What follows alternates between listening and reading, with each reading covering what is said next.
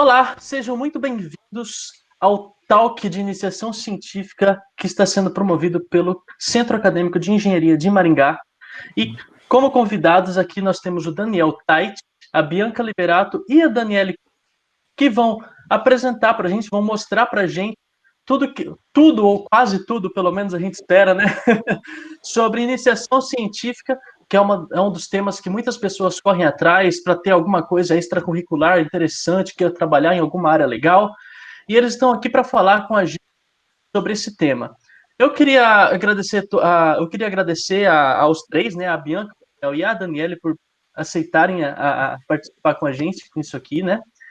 E eu queria começar pedindo para que, se você está no nosso canal do YouTube, você deixe a sua inscrição e deixe o seu like aí para ajudar a divulgação. Isso nos deixa muito feliz, ajuda a gente pra caramba. E também segue a gente no nosso Insta, @caequen, para você acompanhar outros projetos também que são realizados pela gente, ok? Eu quero começar com o Daniel, depois eu puxo a Daniele e a Bianca para falar com a gente também.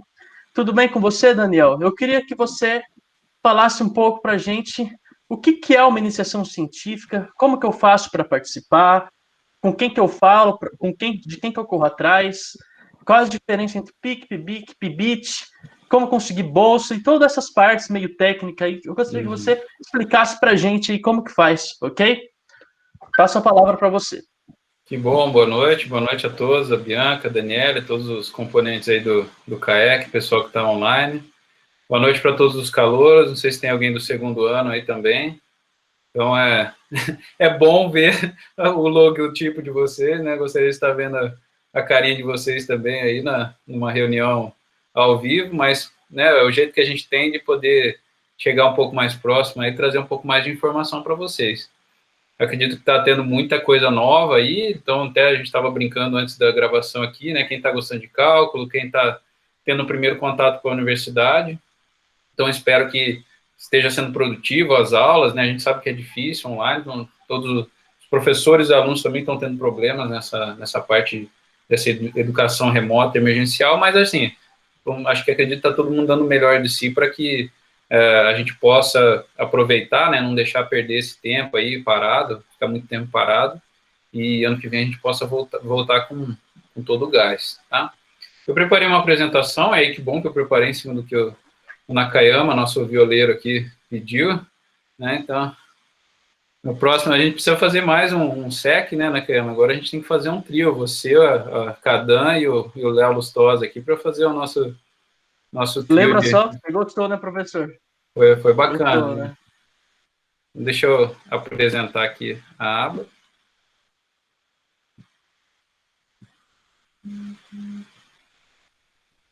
Sumiu aqui, só um minutinho.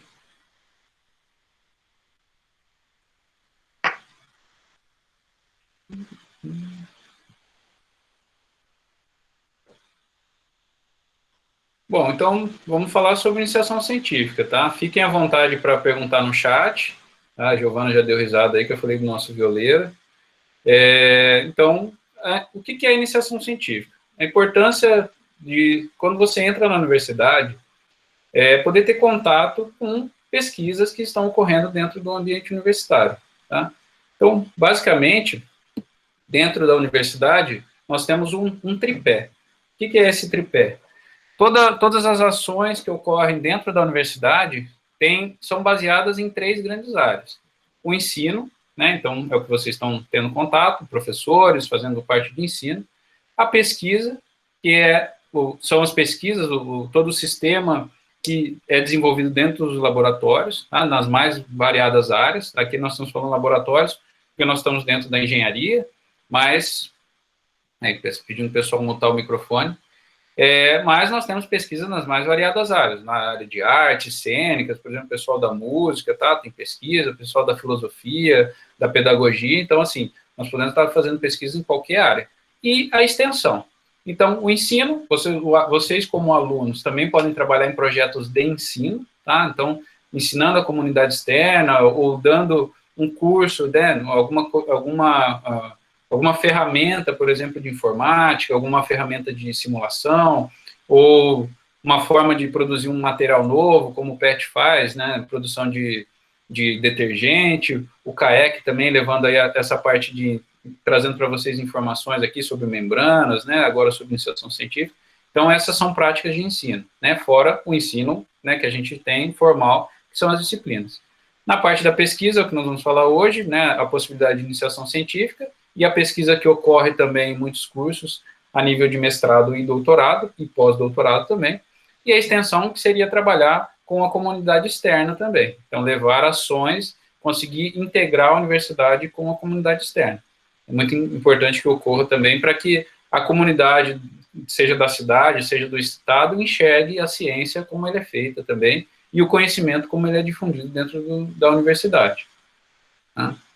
Então, minha experiência pessoal, né? Eu sou formado em engenharia química aqui na UEM mesmo, de 2002 a 2006. Tá? Depois fiz o meu mestrado fora, fiz o meu mestrado na COP, no Rio de Janeiro, na UFRJ, o doutorado também na UFRJ, mas aí não na área de engenharia química, fiz doutorado em ciências biomédicas, tá? E enquanto eu estive dentro da universidade, enquanto eu estive aqui no departamento de engenharia química, eu fui bolsista do PET também, vou falar um pouquinho depois para vocês, mas eu tive a possibilidade de fazer iniciação científica em 3 grandes áreas.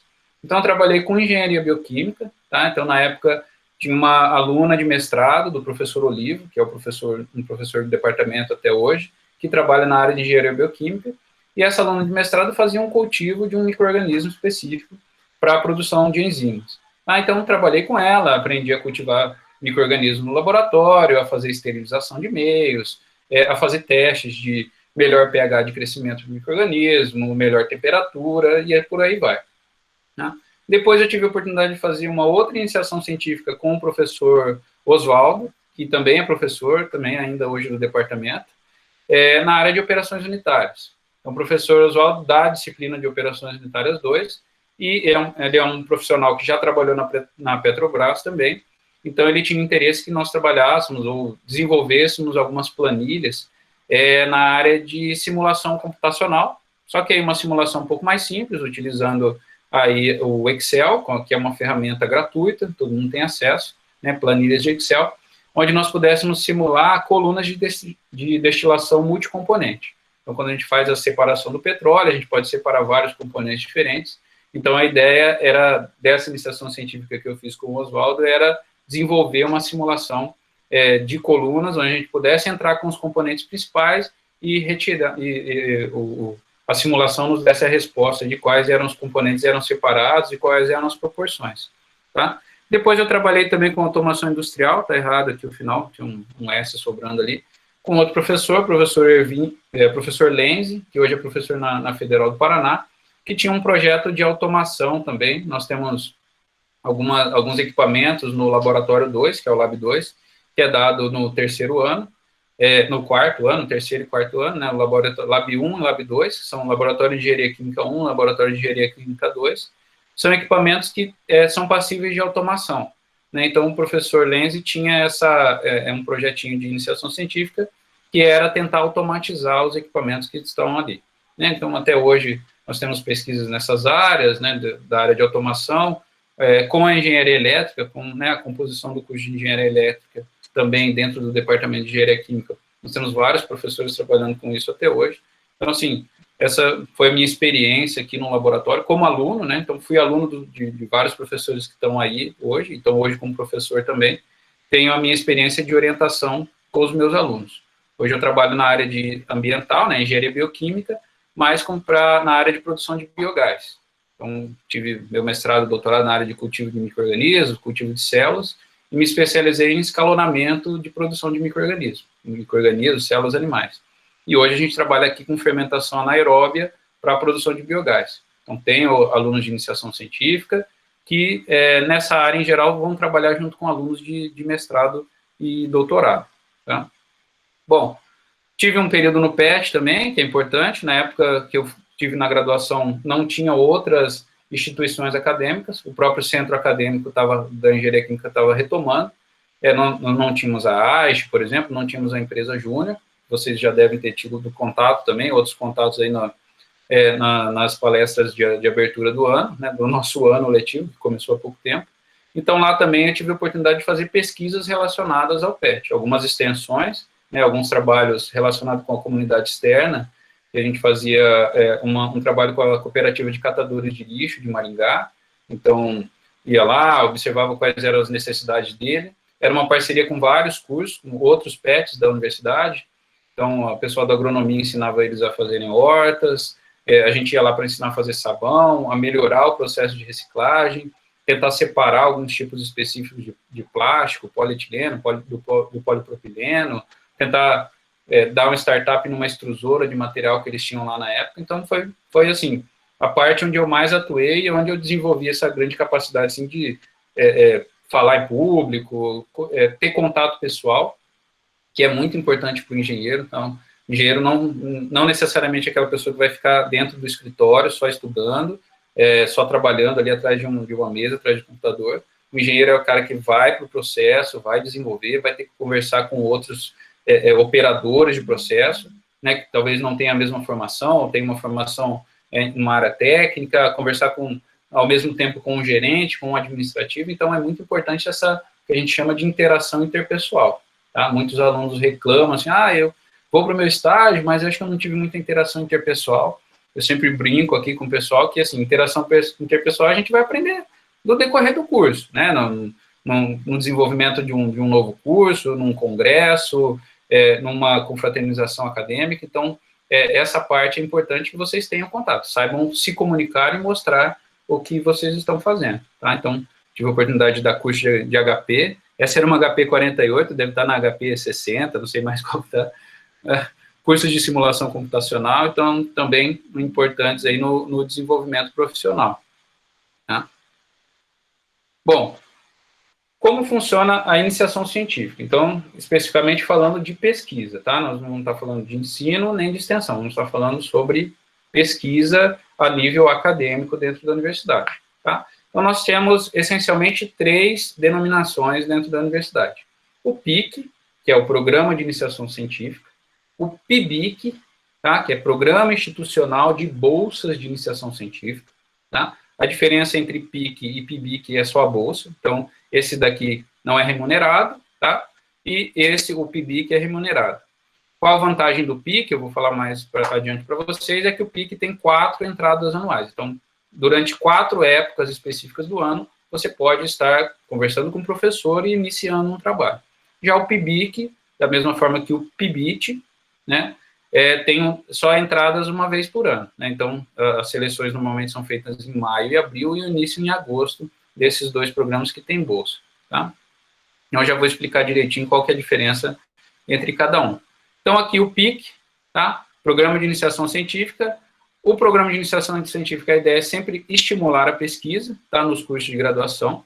A gente só ensina, a universidade só ensina porque a universidade pesquisa, tá? Quem não faz pesquisa fica repetindo o que está no livro eternamente, tá? Então, a ideia, o próprio conceito de universidade é estudar os conceitos atuais que existem dentro das ciências, então, no nosso caso, dentro das ciências e das engenharias, tá? Tanto que quem vai trabalhar, vai fazer mestrado em ciências e em engenharia química, tá? Então, a ideia é desenvolver o conhecimento científico em torno de um assunto e poder evoluir, tá? Então, a maioria dos professores que estão no departamento e em outros departamentos ensinam e têm bons desempenhos de ensino porque pesquisam também, se desenvolvem naquela área que muitas vezes trazem a mesma área desde o mestrado, desde o doutorado, tá? Se vocês quiserem um pouco mais de informação sobre a parte de pesquisa, né, vocês podem acessar o site da PPG, acho que está aparecendo aqui, deixa eu só ver aqui, que é ppg.em.br, tá? Não podem procurar, lá tem uma aba pesquisa, vai ter uma abinha pesquisa e depois iniciação científica PIC. Nessa aba de pesquisa, iniciação científica, vão ter as outras categorias também de iniciação científica, tá? Então, aqui que é a vantagem que eu falei do PIC. Apesar de não ter a bolsa, tá? Hoje uma bolsa de iniciação científica está no valor de R$400, tá? Então, mensalmente, o aluno que recebe uma bolsa receberia mensalmente R$400 para trabalhar, tá? Mas o PIC não tem bolsa, tá? Qual é a vigência? Nós temos aqui início de pesquisa em fevereiro, maio, agosto e novembro, tá? Data limite para submeter. Então, se eu quero começar uma pesquisa em fevereiro do ano que vem com algum professor, eu devo procurar esse professor antes de 31 de outubro desse ano. Então, fevereiro de 2021, eu teria que estar conversando num ano normal, né? Nós estamos num ano normal, nosso semestre letivo começou agora, mas esse calendário é um calendário permanente. Então, novas pesquisas devem ser submetidas pelo orientador no sistema de gestão de projetos da UEM. Então, não é o aluno que faz a submissão, é sempre o orientador, tá? Então, submetido até 31 de outubro para iniciar em fevereiro do outro ano. 28 de fevereiro para iniciar até 1º de maio, 31 de maio para iniciar em 1º de agosto e 31 de agosto para iniciar em 1º de novembro, tá? Então, essa é a ideia, é isso, a Giovana copiou ali. Tá? Depois eu posso mandar também para vocês os links em separado, tá? Então, essa é a possibilidade. Então, eu quero fazer uma pesquisa, primeiro, vou procurar um professor, vou conversar com ele, então procurem os professores do departamento. Posso fazer pesquisa com professores de outro departamento? Pode também. Pode ir lá na física, na matemática, na história, na geografia, qualquer curso vocês podem fazer pesquisa, tá? Desde que o professor aceite você como aluno e que você se encaixe em uma das linhas de pesquisa daquele professor. Por exemplo, eu trabalho com engenharia bioquímica. Tem um aluno, hoje eu trabalho com biogás. Tem interesse em trabalhar com biogás? Nós podemos conversar, identificar se eu tenho um aluno de mestrado ou doutorado, ou se eu tenho alguma linha que você possa desenvolver, você, né, menino ou menina, possa desenvolver sozinho dentro do laboratório, tá? E aí, nós vamos conversar, escrevemos um projeto, esse projeto é submetido no sistema da UEM, passa por aprovação de um conselho, e aí, sim, vai se iniciar, tá? Então, data limite para submissão, data limite, esse projeto tem que ser aprovado no departamento também, então passa em reunião departamental, e aí o CABIC, que é o Conselho, né, de Iniciação Científica, vai dar o parecer para início dos trabalhos. Então, né, você vê que não é tão rápido, então, em geral, o aluno tem que fazer esse primeiro contato, conversar com o professor, leva aí 2, 3 meses, que é o tempo mais ou menos que vocês vão escrever a pesquisa, vão já desenvolvendo, observando, né, lendo alguns artigos, procurando na literatura alguma coisa mais específica sobre o assunto, para ter o início formal daquela pesquisa no outro ano. Tá? Em relação ao PIBIC, tá? Então, o mesmo objetivo do PIC, tá? Estimular o desenvolvimento do pensamento científico, tá? Então, estimula que os alunos se engajem em projetos de pesquisa, tá? E o PIBIC também visa qualificar os acadêmicos para os programas de pós-graduação. Tá? É muito importante que nós tenhamos alunos que vão se desenvolver, se envolver em pesquisas, que vão estar entrando em programas de pós-graduação, que esse é um objetivo nativo, digamos assim. A ideia principal é o aluno se trabalhe bem na graduação, desenvolva essas habilidades laboratoriais, né, de pesquisa, o pensamento crítico, né, porque o que é pesquisar? É olhar um problema que está lá no laboratório, um problema que é colocado para você, conseguir ler alguns artigos, ir atrás da literatura, conversar com outras pessoas, ir para congressos, né, tentar buscar um conhecimento sobre aquele assunto, e aí ir para o laboratório pesquisar, tentar chegar num objetivo novo ou numa solução nova para aquele problema. Melhorar um projeto, tá? O que acontece? Dentro da engenharia química, nós também podemos estar pensando em inovação, tá? Inovação tecnológica. Então, nós também podemos estar desenvolvendo um novo produto dentro do laboratório, dentro de um centro de pesquisa, onde nós estamos fazendo a iniciação científica. Tá? Então, qualificação para pós-graduação, mas também qualificação para o mercado de trabalho. Tá? Muitas vezes o engenheiro é colocado num processo dentro de uma indústria e ele tem que melhorar aquele processo. Então, ele tem que ter um conhecimento científico. Como é que ele tira uma amostra de um processo? Como é que ele vai quantificar? Ele tem que usar estatística. Vocês que são, né, calouros, acadêmicos aí do primeiro ano, acredito que devam estar fazendo disciplina de estatística. Então, o que é uma amostra? Qual o tamanho da amostra? Quantas vezes eu tenho que coletar uma amostra para ver se ela é viável? A amostra pode ser contar um tempo de um processo, medir o tamanho de um material, a granulometria, a umidade relativa de algum material. Então, assim, existem vários parâmetros que a gente pode estar testando no ambiente industrial e que refletem exatamente o que a gente também poderia ter dentro de um ambiente laboratorial. Tá? Existem muitos engenheiros que vão trabalhar com escalonamento de processo. Eu testo alguma coisa na bancada, no laboratório, e depois vou testar num reator em escala real. Será que o que funciona no laboratório com temperatura controlada, pressão controlada, pH controlado, vai funcionar num reator né? Estou trabalhando com um reator de 1 litro, vai funcionar num reator de 10 mil litros, 100 mil litros, né? Vou fazer uma secagem no laboratório, bonitinho, meu material isolado e tal. Vou fazer a mesma secagem em ambiente industrial, vou ter um monte de coisa, vou ter um material muito mais heterogêneo, vou ter problemas, por exemplo, com a temperatura externa, com o clima, então tudo pode estar envolvido. Então, a ideia da iniciação científica é desenvolver esse senso crítico, não só na pesquisa de bancada, mas também para o engenheiro depois que vai para o processo industrial. Tá? Então, como eu falei, mais informações sobre o PIC, vocês, e os editais, o início dos editais, tal, normalmente as submissões estão lá, entre março e abril. Tá?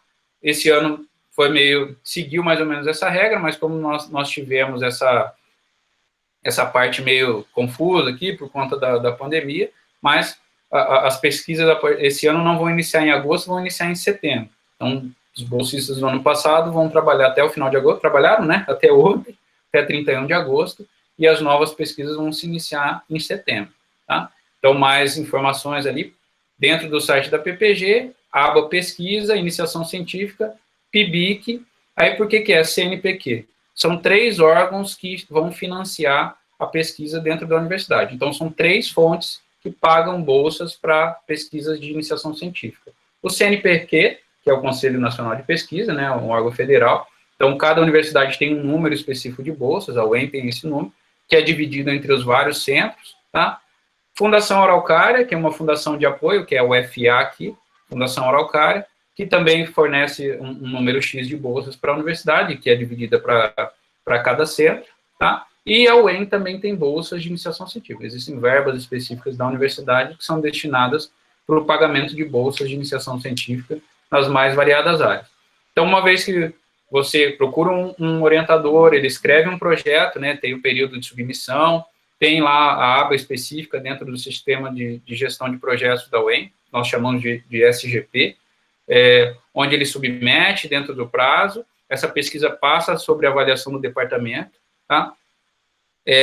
Como é classificado? As pesquisas são classificadas pela pontuação do orientador, tá? Então, existe uma classificação, né, que vai levar em consideração como vai ser a sua pesquisa, quantas publicações seu orientador tem, se ele já trabalha na área, se está dentro da área de pesquisa dele. Então, todos os orientadores são classificados e, a partir daí, né, junto vão estar os seus alunos que vão receber a bolsa.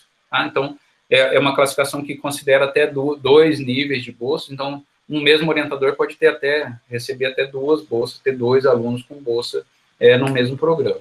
Tá? Então, essa é o que a gente teria aqui sobre PIBIC.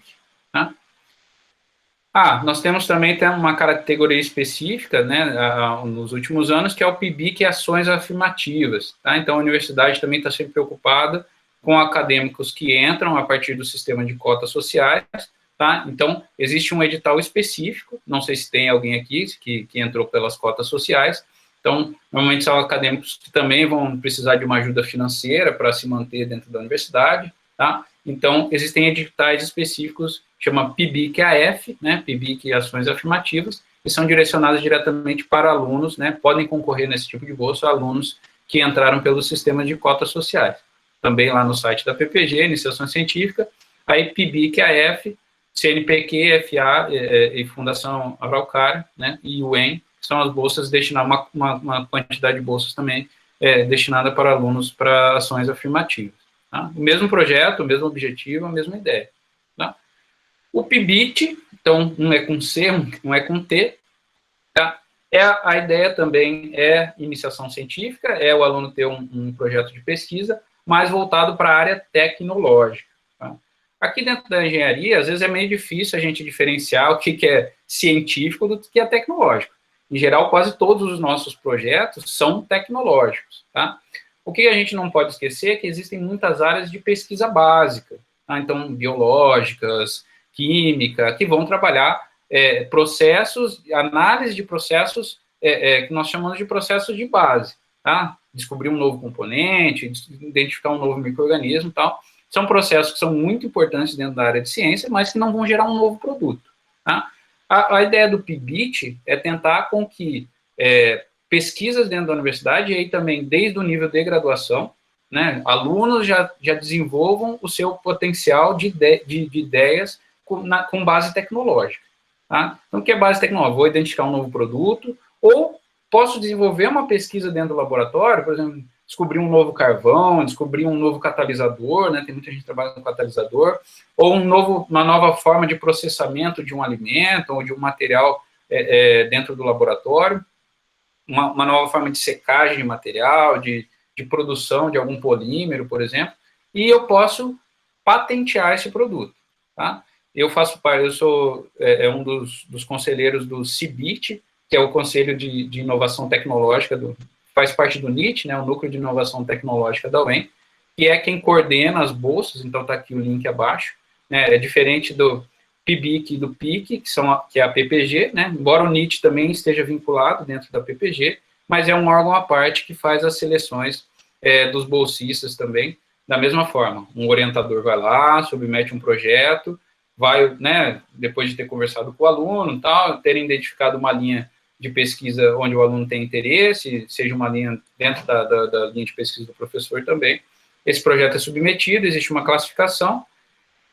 As seleções de PIBIC e PIBIT são na mesma época, entre maio e abril, com resultado para início em agosto, tá? Então, mas a ideia é sempre buscar um foco mais tecnológico. Como eu já disse, dentro da engenharia química e das outras engenharias, em geral, os trabalhos de iniciação científica são também trabalhos tecnológicos.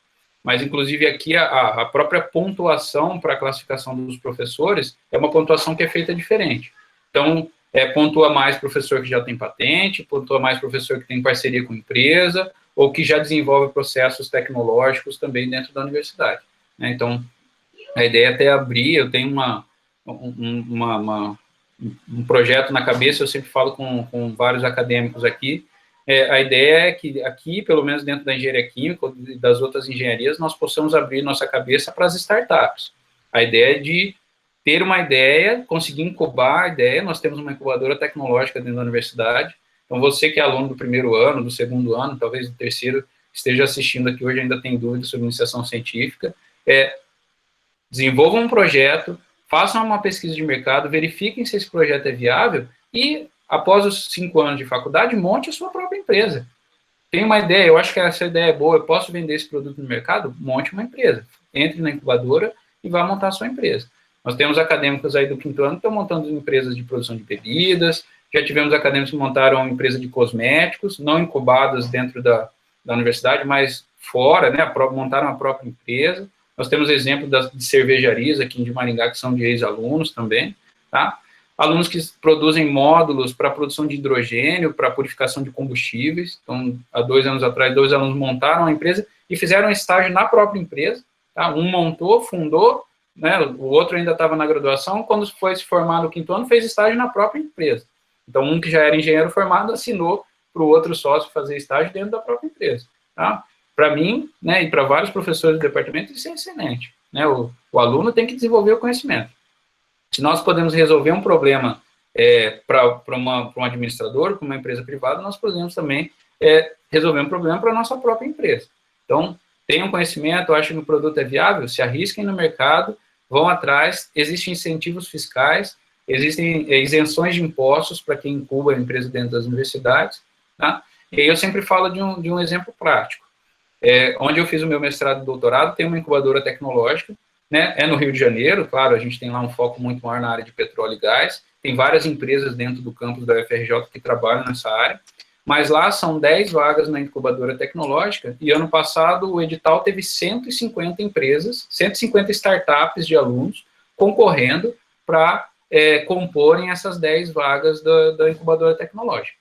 Aqui em Maringá, no último censo, estava sobrando vaga na incubadora, né? Não tinha empresas, né? Eu conheço professores, por exemplo, da bioquímica, da farmácia, que têm empresas incubadas, né? Junto com alunos, e dentro da engenharia são pouquíssimos os alunos que tentam nessa área. Então, abram a cabeça de vocês também para essa área aí de produção, tá? Então, o NIT também tem uma aba lá de perguntas frequentes, tá? Eu tentei resumir algumas aqui para falar para vocês. Então, já falei, é sempre uma dúvida do aluno, mas não é o meu currículo? Não, em geral o aluno não tem publicações, não tem uma grande atuação dentro de pesquisa, então o que concorre é o currículo do professor, tá? Então o orientador que escreve o projeto no SGP. Posso trabalhar com qualquer departamento? Sim, pode trabalhar com qualquer departamento, professores de outros departamentos. Tá? O período da pesquisa é de 12 meses, então inicia em agosto de um ano, agosto do outro ano. Tem certificado, tá? Vale atividades acadêmicas complementares. Em geral, o aluno recebe um certificado com mais de 1.000 horas de trabalho, tá? Então, a gente colocar lá que vocês vão se dedicar de 8 a 12 horas semanais, então é um certificado que mata bem as 240, 300 horas que vocês têm que fazer de AC. Então, quem faz uma iniciação científica já elimina essas atividades acadêmicas. Claro, é sempre importante fazer outras atividades, eventos, congressos, tá? Mas quem faz isso já consegue eliminar, tá? E todos os trabalhos devem ser apresentados obrigatoriamente em eventos. Então, todo ano tem o EAIC, Encontro Anual de Iniciação Científica, e o EAIT, que é o Encontro Anual de Iniciação Tecnológica, onde tantos trabalhos de PIC, PIBIC e PIBIT têm que ser apresentados. Tá? Então, mais que o aluno tenha um resultado negativo, não deu certo, o projeto não rolou muito bem, tem que apresentar, mostrar lá o que fez, tal, para mostrar qual é a evolução que teve dentro do laboratório, dentro da pesquisa. Tá? Em geral, as pesquisas acabam acontecendo, às vezes não dá certo alguma coisa ou outra, são adaptadas, tá? Nós tivemos problema, por exemplo, esse ano com a pandemia, a maior parte das pesquisas teve que parar no meio, né? Pesquisas aconteceram até janeiro, fevereiro, depois pararam e tiveram que ser finalizadas aí, onde estavam, ou fazendo uma revisão teórica do material. Mas foi um ano, vem sendo um ano excepcional, né, do ponto de vista de pesquisa, né? Bom, nós temos também bolsas de extensão, como eu falei para vocês, o foco hoje é falar sobre iniciação científica, mas quem tiver interesse também está trabalhando, desenvolvendo um projeto de extensão. Muitos professores têm projetos submetidos de extensão, tá? A diretoria de extensão, a pró-reitoria de extensão também tem bolsas específicas, tá? Então, conheço um professor, orientador que trabalha num projeto de extensão legal, com comunidades externas, ou com coleta de material de águas, por exemplo, de rios da região, faz uma outra tipo de pesquisa na física, na química, na matemática, pode conversar com esse professor. Também existem editais específicos para bolsas de extensão, tá? E outras bolsas também que existem bolsa de incentivo à arte, o Nakayama pode ir lá para tocar violão, não, são bolsas também destinadas para alunos das artes, mas também, se tiver algum acadêmico, eu sempre incentivo, sabe? Eu falo, a universidade é um centro muito amplo. Sempre que eu vou para a reitoria, eu passo pelo departamento de música, tem sempre alguém lá ensaiando, violão, violino e tal. Eu falo, olha, a gente estuda tanta matemática, física e química, e muitas vezes a gente não tem capacidade de sentar e tocar um violão, ou um atabaque, ou um piano, né? Tudo é ciência, tudo é teoria e prática, né? Então, existe pesquisa em todas as áreas dentro da universidade. Então, bolsas de cultura, bolsas de incentivo à arte, bolsas de ensino, tá? Até relembro aqui, está aberta a parte de monitoria. Alunos de primeiro ano não podem concorrer à monitoria de disciplinas, porque, obrigatoriamente, vocês já têm que ter feito a disciplina. Então, quero ser monitor de cálculo 1, eu já tenho que ter cumprido o cálculo 1, né? Tem que ter a nota, tá? Um dos critérios de classificação é a nota na disciplina, mas a partir do segundo ano você já pode ser monitor de disciplinas do primeiro, do terceiro ano de disciplina do segundo do primeiro e assim por diante, tá? E para alunos que entram com cotas sociais também, alunos que têm dificuldade financeira, nós também temos bolsas permanência, né? A diretoria de ciência, diretoria de assuntos comunitários, né? O DCT, também tem bolsa de permanência, auxílio alimentação para alguns alunos.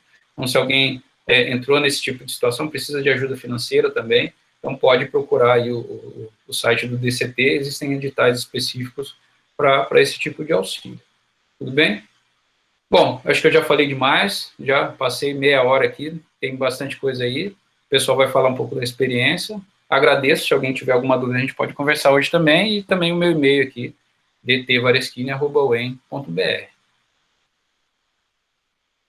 Queria dizer, pessoal, se vocês tiverem dúvidas, pode digitar no chat. E se vocês quiserem falar pelo microfone, só digitar no chat eu antes, que aí a gente fala para você abrir o microfone, abre câmera se você quiser e você fala. Dúvidas é a hora.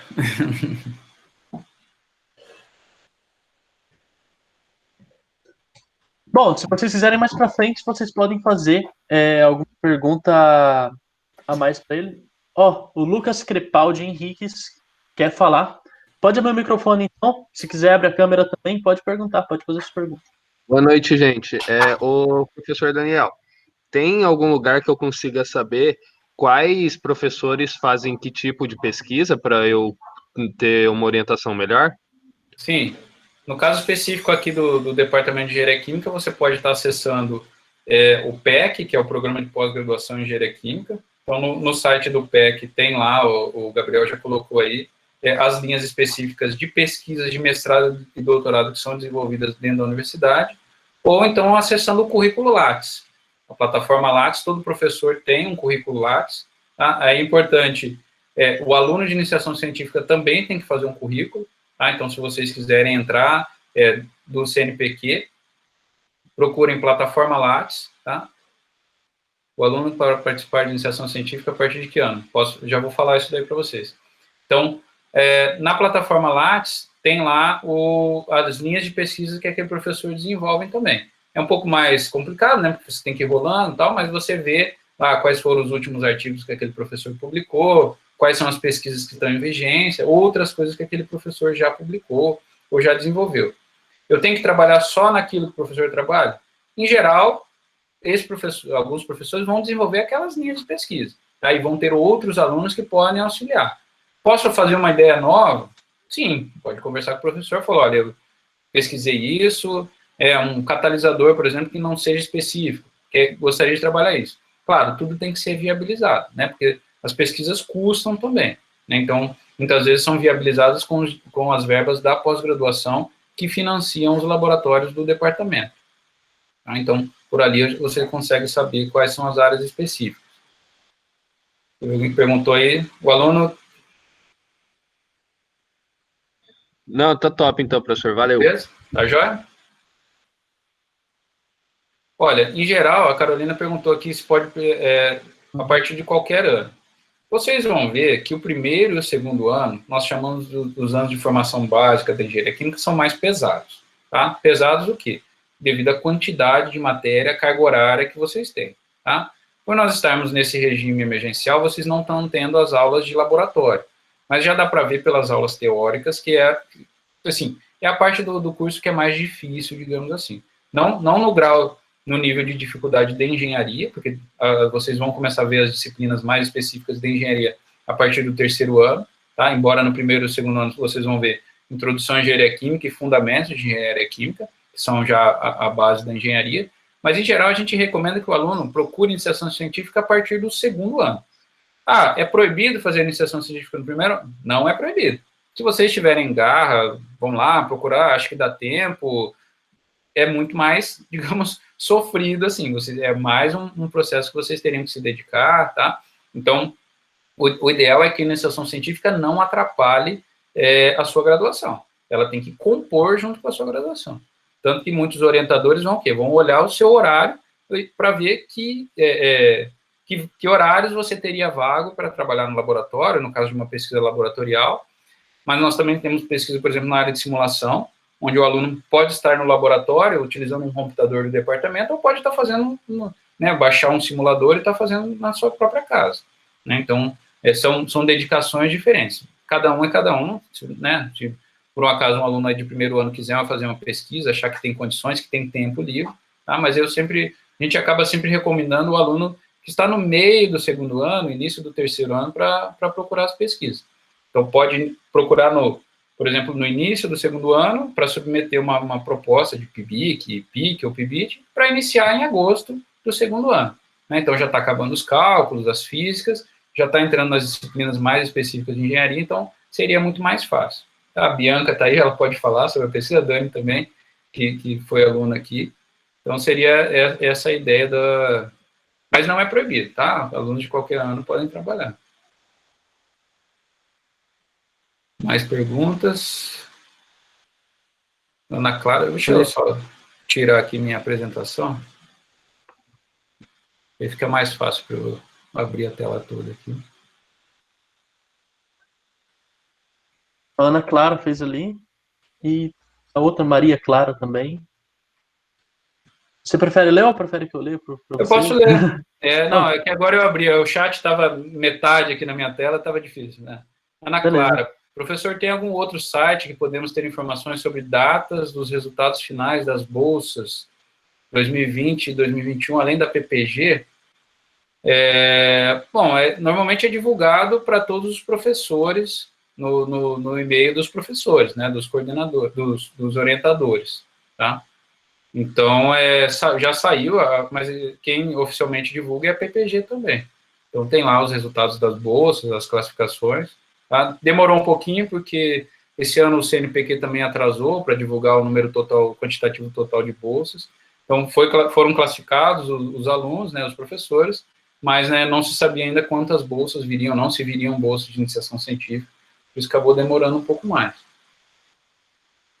Existe algum critério para aceitação dos alunos? Maria Clara Marcon Pontelli. Olha, o único critério de não aceitação é que o aluno tenha mais de 3 reprovações, tá? Então, um aluno que tiver mais de 3, fazendo mais de 3 disciplinas em regime de dependência, que a gente chamaria de estar retido na série, não pode fazer iniciação científica. Então, é o professor que não vai deixar? Não, ele não vai conseguir cadastrar você no sistema, o próprio sistema da UEM vai bloquear, tá? Se ele estiver fazendo uma ou duas, não tiver retido na série, já cumpriu aquelas disciplinas, né, ou ainda não foi atualizado o sistema, sim, mas a princípio não tem. Alguns orientadores gostam de olhar o currículo do aluno, para ver se o aluno é mais aplicado em algumas disciplinas específicas ou não, tá? Mas em geral é uma conversa, vocês procuram os orientadores, todos os professores têm salas lá no departamento, podem marcar um horário para não ficar lá batendo na porta. Então, agora nós não temos atendimento presencial, né? Então poderia marcar por e-mail, fazer uma entrevista aí com uma cara a cara aqui pelo Meet, né? Mas em geral não existe, né? Um critério assim específico. Os professores gostam conversar com o aluno, ver se o aluno tem vontade, tem interesse naquela área, tá? Se tiver mais de um acadêmico, né, competindo, que é difícil de acontecer, pode haver também 2 acadêmicos na mesma pesquisa, tá? Isso muita gente não sabe. 2 alunos podem trabalhar na mesma pesquisa, tá? Às vezes um com bolsa, outro sem bolsa, mas não tem nenhuma... O único critério de não aceitação seria mais do que 3 reprovações. Então, é o que é? É ideal que o aluno cumpra as suas dependências, né? Como eu falei, iniciação científica não pode atrapalhar a graduação. O aluno vai se dedicar à iniciação, aí tem 3, 4 dependências, está retido na série. Então, o ideal é que ele se dedicasse àquelas disciplinas, passasse de ano, e aí no outro ano procure uma iniciação científica. Beleza? Mais alguma pergunta?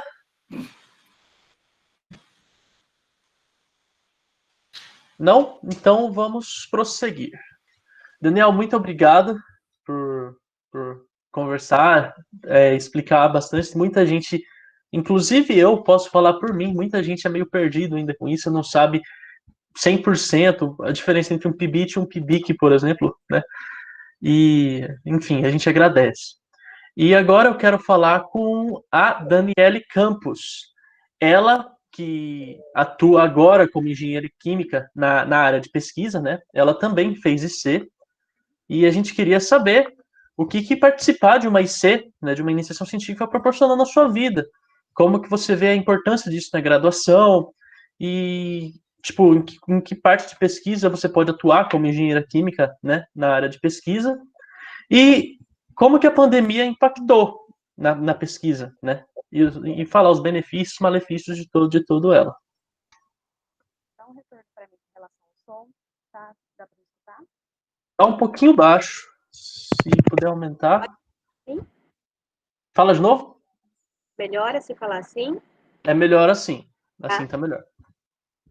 Gente, boa noite para vocês. Eu vou abrir minha apresentação aqui.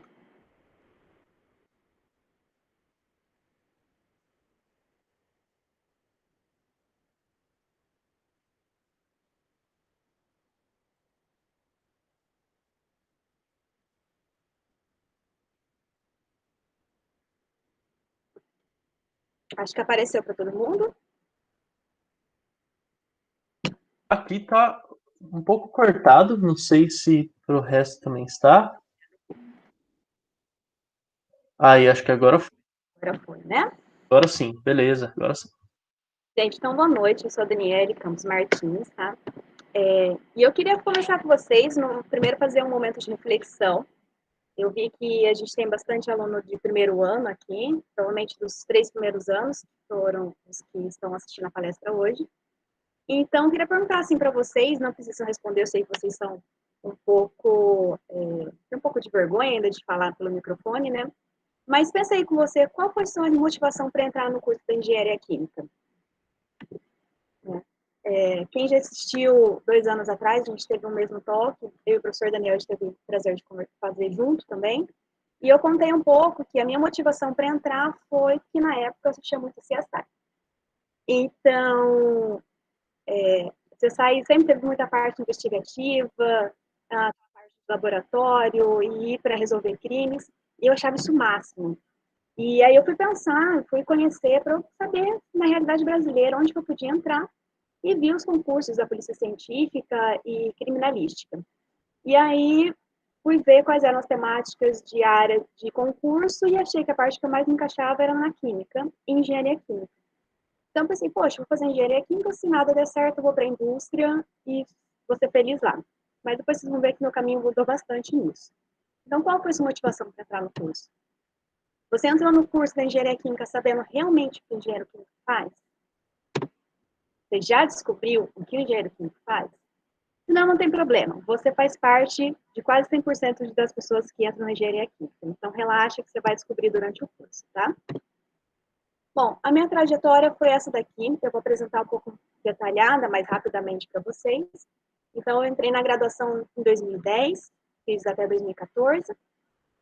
Em 2010, eu já fui buscar uma área de extensão que eu pudesse estar aprendendo mais coisas além do que a graduação iria me dar. E eu entrei na época na Consec, já no meu primeiro ano, que na época era essa logo, hoje não é mais, né? E eu trabalhei na empresa Júnior durante quase 3 anos, foram 2 anos e alguns meses, na verdade. Fui colocada num departamento que eu nunca imaginei que eu fosse ter nada que me identificasse com aquilo. Eu fui colocada em marketing, era uma pessoa super vergonhosa, não conseguia falar em público, não tinha super criatividade, não trabalhava muito bem com CorelDRAW. Eu falei, o que estão fazendo aqui comigo? Mas me colocaram lá porque viram um potencial de gestão de pessoas em mim e de comunicação que nem eu mesma conhecia. E esse período foi muito rico, porque eu realmente aprendi a gerir pessoas, né? Eu fui colocada nos cargos de liderança nesse período. E eu aprendi muita coisa lá. Aprendi a lidar com várias pessoas diferentes, aprendi a lidar com clientes, aprendi a lidar com os meus superiores, com os que eram os meus subordinados. Então, eu cresci muito como pessoa que gere pessoas, né? E cresci muito na questão de oratória, de conseguir conversar com as pessoas. Só que em 2012 eu vi que eu deveria aproveitar o que a universidade dispõe para mim, né? Então, eu não queria ficar só na consultoria, eu queria saber o que além disso, a universidade tinha para mim. Foi quando, então, eu adentrei na iniciação científica. Eu fiquei de 2012 a 2014 no Laboratório de Gestão, Controle e Preservação Ambiental, que hoje, inclusive, o professor Daniel faz parte. No ano de 2012, eu trabalhei no projeto que era de monitoramento de qualidade da água da bacia do Rio Pirapó, em que um grupo que era de pós-graduação, que tinha pós-doutorando e mestrandos, eles faziam as coletas de água na bacia do Rio Pirapó, na época em 9 pontos, e eu e mais 2 alunos de iniciação científica, nós fazíamos a caracterização da qualidade desse rio, que fazia parte de um projeto multidisciplinar da universidade. Depois de 2013, 2014, eu passei a fazer parte de um projeto de PIBIT, que é de iniciação tecnológica, como o professor Daniel já falou para vocês, e eu trabalhei com tratamento avançado de effluente de lavanderia hospitalar. Então, a gente pegava o effluente da lavanderia do HU aqui da UEM, né, da cidade de Maringá, realizávamos o tratamento e víamos como objetivo final se a gente conseguia uma água de reuso para ser reutilizada dentro da própria lavanderia para dentro das máquinas de lavar roupa do hospital. Mas o que participar de uma iniciação científica proporcionou na minha vida nesse período? Bom, na época que eu fui procurar estágio, ele fez toda a diferença. Tá? Não só a iniciação científica, mas como também ter feito parte da Consec durante o período da minha trajetória. Não sei se vocês conhecem, muitos de vocês provavelmente não são de Maringá, mas na região de Maringá nós temos uma multinacional alemã, que é a Gelita, aqui é a Gelita do Brasil, né? E que ela é uma empresa alimentícia de produção de gelatina, faz produção para o mundo todo. E quando eu fui para o processo seletivo, estava eu e mais 4 alunos, procurando estágio obrigatório na época, e o que foi um grande diferencial para eles foi que eu já tinha trabalhado com pessoas na Consec, né, então sabia lidar com pessoas, gerir pessoas, e também que eu tinha vivência de laboratório em pesquisa. Lá eu trabalhava com melhoramento de processo, então seria tipo um P&D da empresa. A questão curricular fez toda a diferença na hora da minha admissão como estagiária. Além disso, terminando a graduação, eu não continuei na empresa, né? Vocês não são dessa época, mas 2014, 2015, a gente teve uma quebra muito grande no Brasil em relação a várias multinacionais, empresas, e a maior parte das empresas teve suas diretorias todas modificadas, né? Por conta da crise que nós estávamos vivendo, e eu não pude continuar na empresa, infelizmente. Mas, durante a graduação, eu tinha conversado com vocês que eu sonhava em ser perita criminal. E no meio do caminho as coisas foram mudando. E eu fui tendo paixão pela docência, né? Pela arte de ensinar, ou pela missão de ensinar. E foi quando eu quis, então, entrar numa pós-graduação e já fui aprovada no mestrado. Então, o meu currículo que eu tinha, principalmente em relação à iniciação científica, que foram 3 anos de trabalho, 3 anos de publicação em congressos, me levaram, então, à aprovação na entrada do mestrado aqui na Engenharia Química, tá? O meu mestrado eu trabalhei com desenvolvimento tecnológico também, então eu trabalhei sob orientação do professor Lúcio, né, e a professora Célia, que provavelmente vocês não conhecem, porque ela já aposentou, e a gente pegava o chorume do aterro sanitário, que é chamado de lixo enviado, tratávamos em tecnologia supercrítica, para obter um efluente dentro dos padrões de lançamento, já que esse é um efluente extremamente difícil de tratar. E agora, no meu doutorado, eu trabalho com propostas de tratamento para tratar efluente de unidades de beleza para fim de reuso. Então, eu pego o efluente gerado nos salões de beleza, aplico coagulação, floculação e processo oxidativo avançado e tenho buscado uma água de reuso para ele. Bom, brevemente, essa foi minha trajetória aqui na Engenharia Química, minha trajetória, né, na questão da ciência. E aí a gente pode perguntar, qual que é a importância, então, de uma iniciação científica na graduação e qual a contribuição dela para o mundo? Tá? Então, na iniciação científica, a gente tem a oportunidade de trabalhar já na graduação com temáticas que chamam a sua atenção, né? Durante a graduação, me chamava muita atenção a questão ambiental, e foi para onde eu me direcionei desde a iniciação científica. Assim, você consegue se envolver ativamente na construção do conhecimento.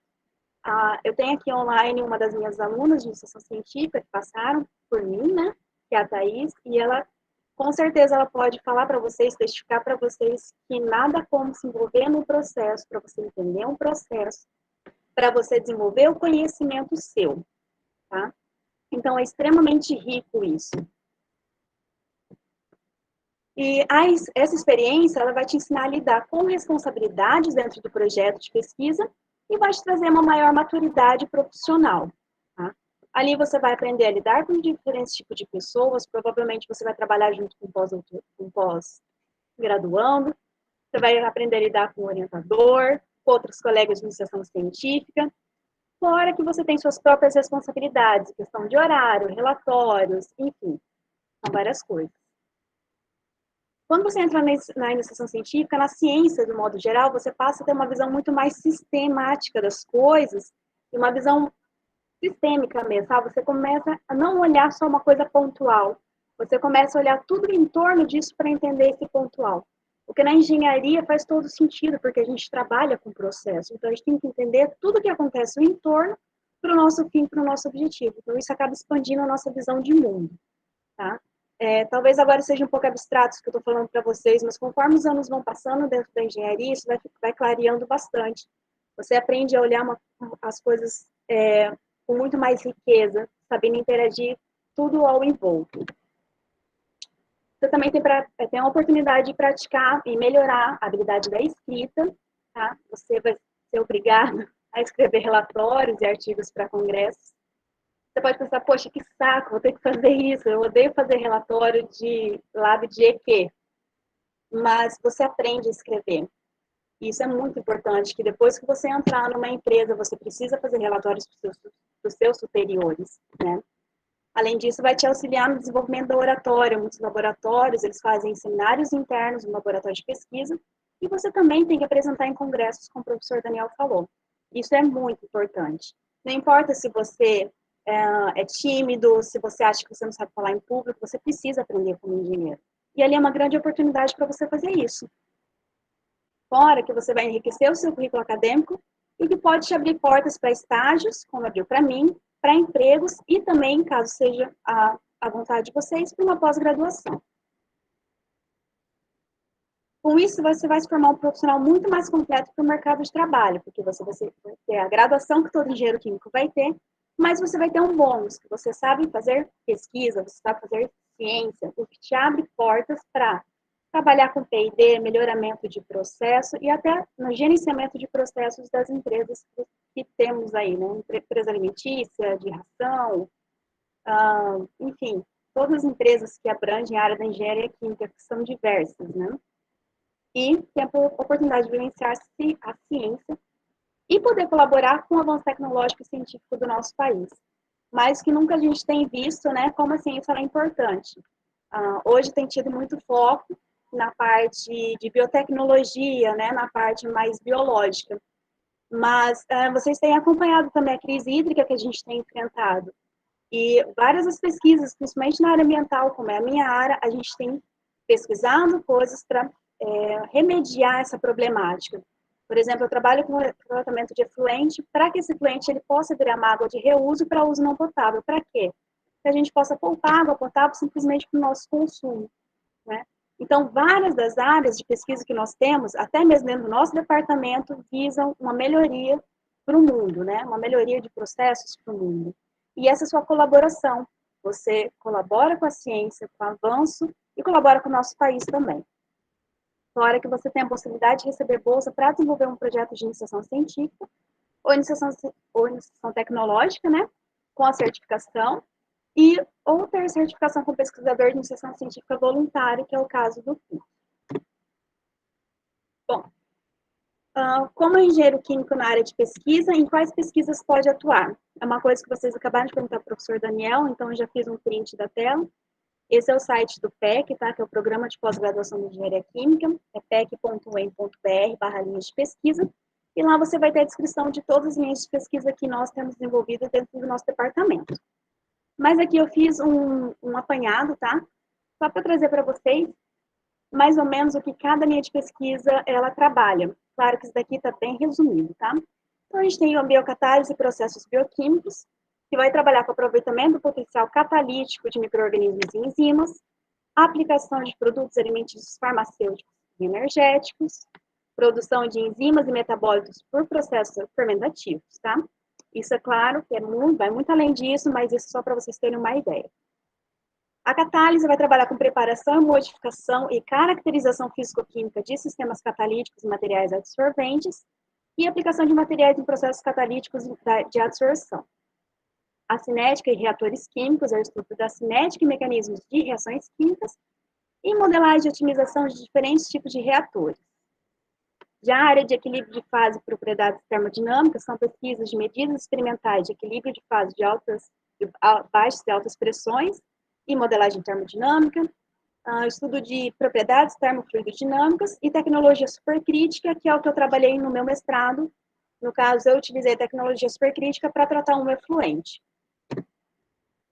Controle, gestão e preservação ambiental, que é a minha área de pesquisa, e hoje o professor Daniel ele atua nela também. E, de modo geral, são processos de aproveitamento de resíduos, sejam eles líquidos ou sólidos, tá? Processos avançados de tratamento de efluentes líquidos e processo de tratamento de produção de água potável. No caso da modelagem, controle e automação de processos, a gente tem a aplicação de técnicas computacionais, desenvolvimento de metodologias para identificação e controle de processos e sistema de automação. Os processos de separação de sistemas particulados também é uma outra área, tá? Que vai trabalhar com separação de fluidos e partículas presentes em correntes líquidas ou gasosas, e separação de moléculas por adsorção, bioabsorção, membranas e fluidos supercríticos. E nós temos a síntese e otimização de processos, que é análise de aspectos econômico, integração de massa e energia, e aplicações técnicas de modelagem e síntese de otimização de processos. Bom, e aí a gente sempre pergunta como que a pandemia, então, impactou nesse período, né, na pesquisa, e teve malefícios, benefícios, como que vai ficar a área da pesquisa? Bom, gente, quem trabalha em laboratório, isso foi terrível. A gente teve que parar durante um período, né, ficamos em quarentena, então muitas das pesquisas, não só do nosso departamento, como do Brasil todo, elas atrasaram. Mas o nosso órgão federal, a CAPES, que financia as nossas pesquisas, né, na área da pós-graduação, eles deram até uma extensão para a gente conseguir terminar com um pouco mais de tranquilidade. Eu trabalho com efluente de salão de beleza, por exemplo, né? Então, durante esse período, os salões foram fechados na cidade de Maringá e eu passei a não ter minha matéria-prima, que era o efluente, e assim como eu, muitos outros colegas não tiveram. Mas estamos aos poucos retomando e vendo como que vai ser tudo isso de novo, né? Mas uma coisa disso tudo a gente tira de bom, que foi que hoje as pessoas entendem cada vez mais que a pesquisa é muito importante para o desenvolvimento do país, para o desenvolvimento tecnológico, e eu creio que daqui para frente todo mundo vai ter uma visão bem mais rica com relação a isso e vai compreender a importância que ela tem nas nossas vidas. Bom, era isso que o pessoal tinha pedido para eu falar com vocês, e fico aberta para perguntas, eu tentei ser o mais breve possível, espero que tenha sido clara, e fico à disposição para tirar qualquer dúvida que vocês tenham.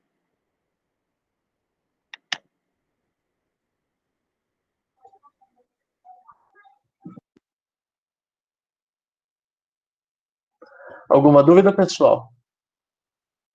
Eu ia relembrar, assim, que você citou do Talk que teve há 2 anos atrás, né? Eu tava lá assistindo, eu lembro de você e do Daniel falando, e eu tava perdido, super calouro lá. Foi. Eu até lembro, assim, eu imagino que seria igualzinho lá em 2018, né? No auditório menor do C67. O bloquinho lá sei lá, foi o momento que eu lembro, assim. Eu gostei de assistir vocês falando. A Giovana Gatti, ele fez uma pergunta, ó. Dani, você aceita graduandos na sua pesquisa? Sim, eu trabalhei com um graduando, nossa, acho que já uns 5 passaram por mim. E o último, infelizmente, que é o Lucas, que também está aqui, foi aquele problema que o Daniel falou, foi uma pesquisa que a gente não conseguiu dar andamento, a gente precisou cancelar ela. Porque nesse período a gente não tinha como colocar alunos em risco, são vidas em risco, né?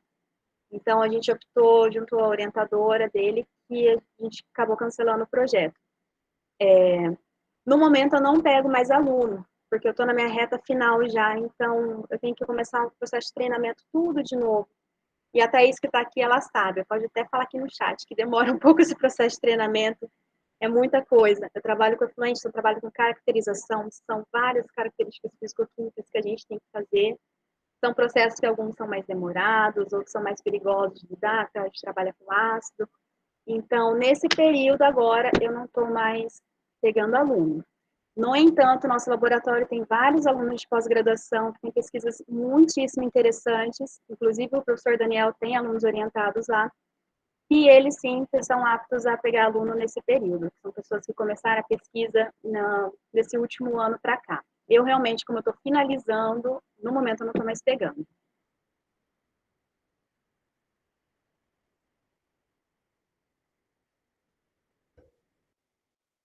Mais alguma pergunta? Qualquer coisa também no final, depois de todo mundo falar, vocês podem perguntar, vocês podem direcionar a pergunta para alguém, ou para o geral também, se vocês decidirem, né? Mas para o final também vai ficar aberto um pouquinho para pergunta. Mas então vamos prosseguir. E agora então eu vou falar com a Bianca Liberato, sobrou você aí para falar com a gente. Agora a Bianca, ela tá fazendo IC, né? Ela tá participando de uma IC, ela faz há algum tempo já, e que a gente quer a visão dela nesse âmbito, nesse ângulo, né?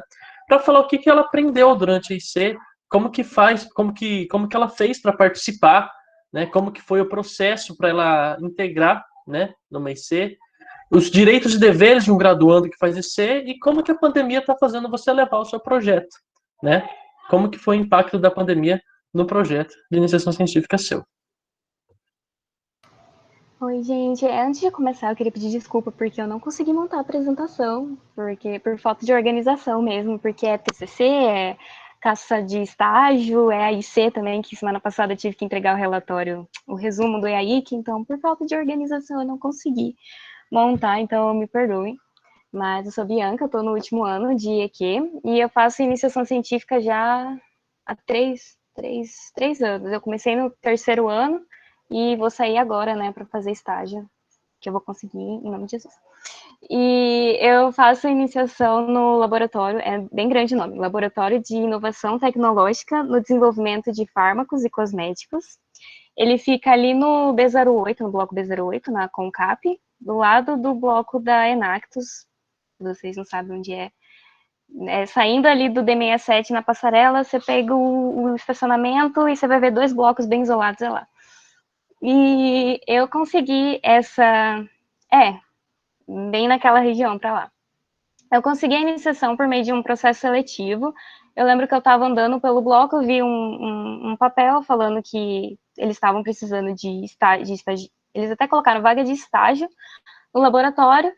E aí você tinha que ir no bloco até no I90, dar o seu nome, e depois eles chamaram a gente para uma entrevista. E a entrevista foi feita no próprio laboratório, foi com o professor, um dos professores responsáveis pelo laboratório, que lá são 3 professores, coordenadores de lá, e com 2 alunas de pós-graduação, de pós-doutorado deles até. E lá eu lembro que eu tive que levar o meu horário impresso para eles darem uma olhada se tinha horário livre para eu poder estar fazendo a pesquisa. Eu não vou lembrar exatamente quais as perguntas que eles fizeram para mim, porque faz muito tempo, mas eu lembro que eles perguntaram por que eu queria fazer IC lá, porque é um laboratório focado em microbiologia. Então, a maioria dos alunos lá era tudo de biológicas e eu a perdida de exatas lá, eu e mais uma menina.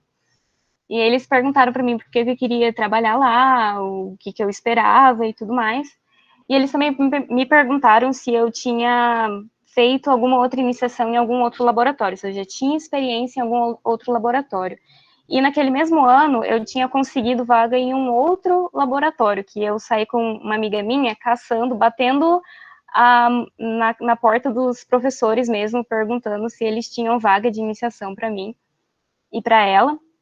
E eu tinha entrado em um, mas eu não estava muito gostando de lá, e quando surgiu esse, falei, se eu conseguir essa vaga, eu vou sair daquele para entrar nesse. Então, e eu achei que não ia dar certo, porque eu era de engenharia química, lá era microbiologia, não sei se eles iam conseguir enxergar alguma relação, e eu, como eu também falei que já estava em outro laboratório, eu achei que eles também iam falar, então já que ela tá com um, não vamos dar a vaga para ela.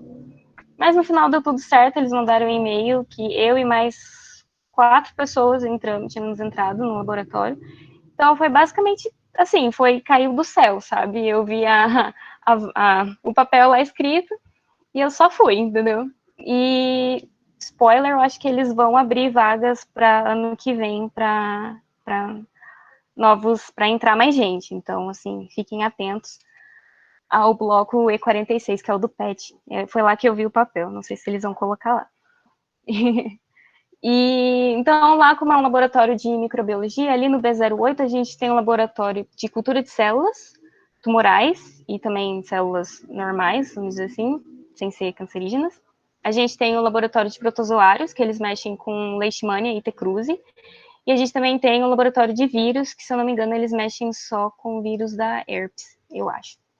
Lá também tem o pessoal que mexe com fotoproteção, que eu acho que até tem 2 andares o laboratório, tem embaixo, tem em cima também, que as meninas da fotoproteção ficam mais lá em cima, com os equipamentos de radiação e tudo mais.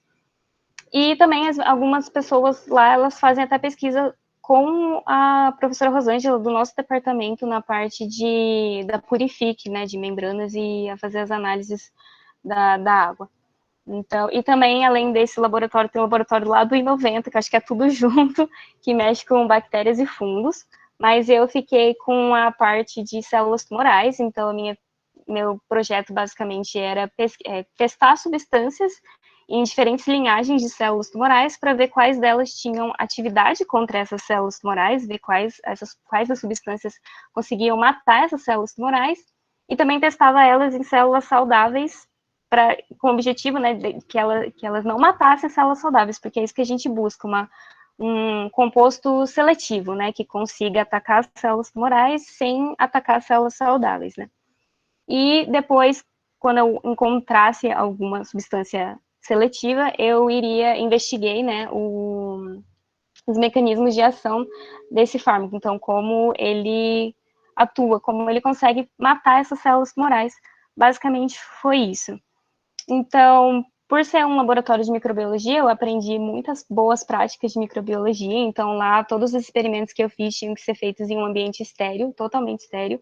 Então, a gente mexia em câmaras de fluxo laminar, que é tipo uma capela, que você liga e o ar dentro dessa capela, ele vai correr, ele vai seguir um percurso específico e vai deixar o ambiente estéreo, mais ou menos assim. Ele vai entrar, passar por dentro do equipamento, passar por um filtro e sair lá dentro, então o ambiente interno vai estar estéreo. Também dá para você ligar a luz ultravioleta, então o protocolo mais ou menos é a gente chegar, ligar o fluxo, ligar o UV, deixar por 15 minutos e daí começar a fazer os experimentos. E a gente também, as culturas, elas são feitas em garrafas de culturas, então para colocar meio de cultura dentro delas, a gente mexe com aquelas pipetas de vidro mesmo, que a gente mexe nos laboratórios de química, sabe? Só que elas são esterilizadas antes, então a gente tem que ter todo um cuidado para não encostar a ponta da pipeta em nenhum lugar, para não contaminar o nosso experimento. E além da gente tomar esses cuidados com a contaminação do nosso experimento, a gente tem que também tomar cuidado com a contaminação da gente, né? Então, por isso que a gente não pode mexer, tem que mexer sempre de jaleco, com luva, às vezes até tem que usar máscara e touca. Então, todos esses cuidados. E também o descarte das coisas não pode ser feito em qualquer lugar. Então, a gente descartava tudo no hipoclorito, deixava de molho, depois descartava em outros baldes específicos também, com mais hipoclorito, deixava mais um tempo de molho, para depois ir para descontaminação ou ir para o enxágue. Então, tinha todos esses cuidados de biossegurança mesmo. Então, na iniciação, foi basicamente isso que eu aprendi. Lá eu também aprendi vários ensaios diferentes, bem diferentes da engenharia química, assim, eu diria, que tanto que eu fiz, ou porque eu pesquisei em artigos, ou porque a gente tem apresentação de seminário lá, que eu vou falar daqui a pouco, e aí foram apresentados esses ensaios na apresentação de seminários, então eu acabei aprendendo também. E lá eu consegui expandir os meus conhecimentos de biologia, né, e aprofundar, então várias vezes eles falavam algumas coisas que eu ficava muito boiando, porque, né, fazia tempo que eu não via biologia, a gente não tem biologia na grade, mas eu amava, eu amo que as pessoas me expliquem as coisas, eu amo adquirir conhecimentos novos, assim, então era muito divertido. Se vocês gostam, recomendo. Então, alguns direitos que eu tinha lá, eu podia usar os equipamentos lá quando eu quisesse, eu tinha que reservar antes, porque como são vários alunos, então, para não chegar lá e estar ocupado, a gente tinha lá a planilhazinha bonitinha para a gente poder estar reservando esses equipamentos para poder estar fazendo. Lá também, no meu laboratório, tem uma sala de estudos e uma copa, então, quando precisasse almoçar lá, dava para almoçar, lá tem geladeira, fogão, micro-ondas, então, às vezes, os seminários, eles eram de quinta, meio-dia e meio, então, às vezes, eu saía da aula de manhã, ia para lá, almoçava lá, ficava para o seminário e ficava lá para fazer minhas coisas, então, é muito bom ter essa copa lá. E às vezes, quando eu quisesse estudar por lá também, podia ficar na sala de reuniões, na sala de estudos, que lá tinha ar-condicionado, pegava internet, então era muito bom. Alguns deveres que a gente tem, meu professor, ele pedia no começo, né, quando a gente chegou lá, para ir pelo menos 3 horas todos os dias, sabe? É porque no começo lá, a gente ficou só na sala da lavagem, que a gente chama, que é a sala de acondicionamento de materiais. Então, a gente ficava só descontaminando coisas, só esterilizando coisas, para a gente poder ter essa noção, porque depois a gente tem uma escala da sala da lavagem, que 2 pessoas ficam responsáveis por ela, então, geralmente é um pós-graduando e um graduando, então a gente ficou nesse treinamento por, acho que uns 2 meses só lá, para a gente conseguir adquirir essa responsabilidade e ter essa noção para quando a gente precisasse ficar sozinha, a gente conseguisse dar conta do recado, né. Então, a gente tinha que seguir essa semana, a gente tem que seguir essa escala da semana da lavagem, tem que cuidar da sala da lavagem, tudo bonitinho, manter em ordem. A gente tem que seguir a escala também de seminários semanais. Então, toda semana a gente tem apresentação de seminário. Geralmente, os alunos, eles escolhem um artigo na área que eles fazem a pesquisa e montam uma apresentação no PowerPoint mesmo e apresenta para todo mundo. Ou, às vezes, quando tem alguém que está fazendo mestrado, doutorado fora, quando eles voltam, eles apresentam um pouco sobre como que foi a experiência deles, né? Mas, geralmente, é mais artigo que a gente apresenta. E, então, a gente tem esses deveres de estar cuidando da sala da lavagem, estar tendo que ter presença nos seminários, a gente também tem que manter o laboratório limpo. Então, toda vez que a gente usasse fluxo, a gente tinha que deixar ele limpo para a próxima pessoa poder usar. A gente também tem a gente usa micropipetas automáticas, eu não vou saber explicar muito bem o que mas é um instrumento que a gente usa para poder pegar volumes na casa, tipo, de microlitros, pouquíssimo volume. E a gente precisa calibrar essas pipetas, então a gente tem pipetas de uso comum, que todo laboratório pode usar, e a gente tem as micropipetas, que é mais específica de cada aluno da pós ali, né? Então, as pipetas de uso comum a gente também tem que ajudar a calibrar. Então, a cada 3, 4 meses, tem uma pessoa responsável que manda a planilha no e-mail e fala, cada aluno de iniciação vai ficar responsável pela calibração dessa pipeta, e você que lute para calibrar ela, né? Para fazer as medidas. Lá também eles faziam uma vaquinha, tipo, para poder juntar dinheiro para comprar café, comprar bolacha, para deixar lá para comer. Então, sem quem ajudasse, poderia um dia chegar lá, vou tomar um café. Fazia café lá e estava de boa. Eu nunca paguei porque eu não ficava muito lá, então, tipo assim, muito tempo para comer lá, então geralmente eu levava minha comida, então eu nunca paguei, mas podia. E lá também eles tinham o costume de fazer confraternizações, então caso você quisesse participar, você podia. Às vezes, a gente fez uma confraternização lá no laboratório, inclusive, a gente fez um almoço lá na sala de reuniões, não na parte onde tem os laboratórios com os micro-organismos, na parte de cima sem micro-organismos, né, para não ter contaminação de nada. Então, é bem divertido, bem legal. Deixa eu ver aqui o que eu anotei mais. No meu caso, falando sobre relatórios parciais e finais, né? A minha iniciação, o meu projeto, ele não foi PIBIC e nem PIBIT. Ele foi diferente. Foi uma bolsa, se eu não me engano, do CNPq Balcão, acho que é esse o nome. Então, basicamente, o meu professor, ele tinha um projeto que já foi aprovado pela CNPq e ele indicou o meu nome para poder participar desse projeto e fazer o que estava escrito no projeto, basicamente, assim. Então, eu e mais 2 amigos meus foram assim. Então, a gente recebeu bolsa da CNPq por um ano, de R$400 por mês, mas a gente não precisou ficar fazendo relatório parcial. A gente vai precisar fazer o relatório final para entregar e apresentar agora no EAIC, tanto é que eu estava correndo para ter alguns resultados melhores, assim, e conseguir apresentar. A pandemia, a gente também parou, a gente ficou parado por 1 mês e meio, acredito eu, mas no final de abril a gente foi voltando aos poucos, só que agora mais em rodízio, né? Então, em cada sala a gente tinha dois equipamentos de fluxo laminar, então antes a gente usava os dois ao mesmo tempo e agora a gente foi cortado, então era um só por vez. E isso ficou bem complicado, porque é bastante gente para mexer, então estava bem difícil para reservar horário para conseguir mexer. Mas depois, e assim, nosso laboratório ele já tem álcool 70 em tudo quanto é lado, para poder esterilizar tudo, esterilizar a luva, esterilizar a mão, esterilizar o fluxo mesmo. Então, isso continua a mesma coisa, só agora foi acrescentado mais álcool, assim, nos corredores, nas mesas de uso comum, que antes não tinha.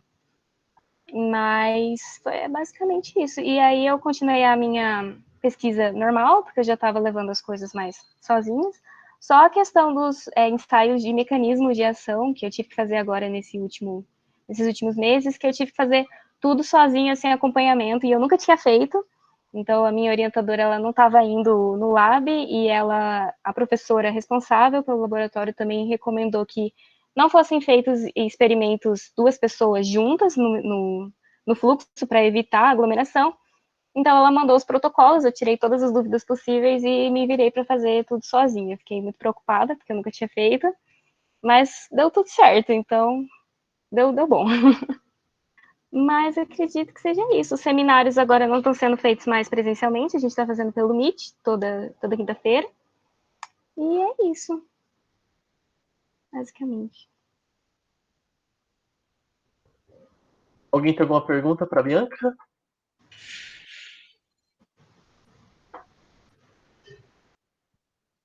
Eu não comentei, mas tem essa modalidade de bolsa também, que chama Bolsa IC Balcão. Não são todos os professores que têm, são professores eles têm uma bolsa específica do CNPq que chama Bolsa Produtividade em Pesquisa. Então, são professores que têm um nível de publicação muito elevado, né, publicam muitos artigos anualmente, eles concorrem, são pesquisadores, a gente chama pesquisador A1, A2 do CNPq.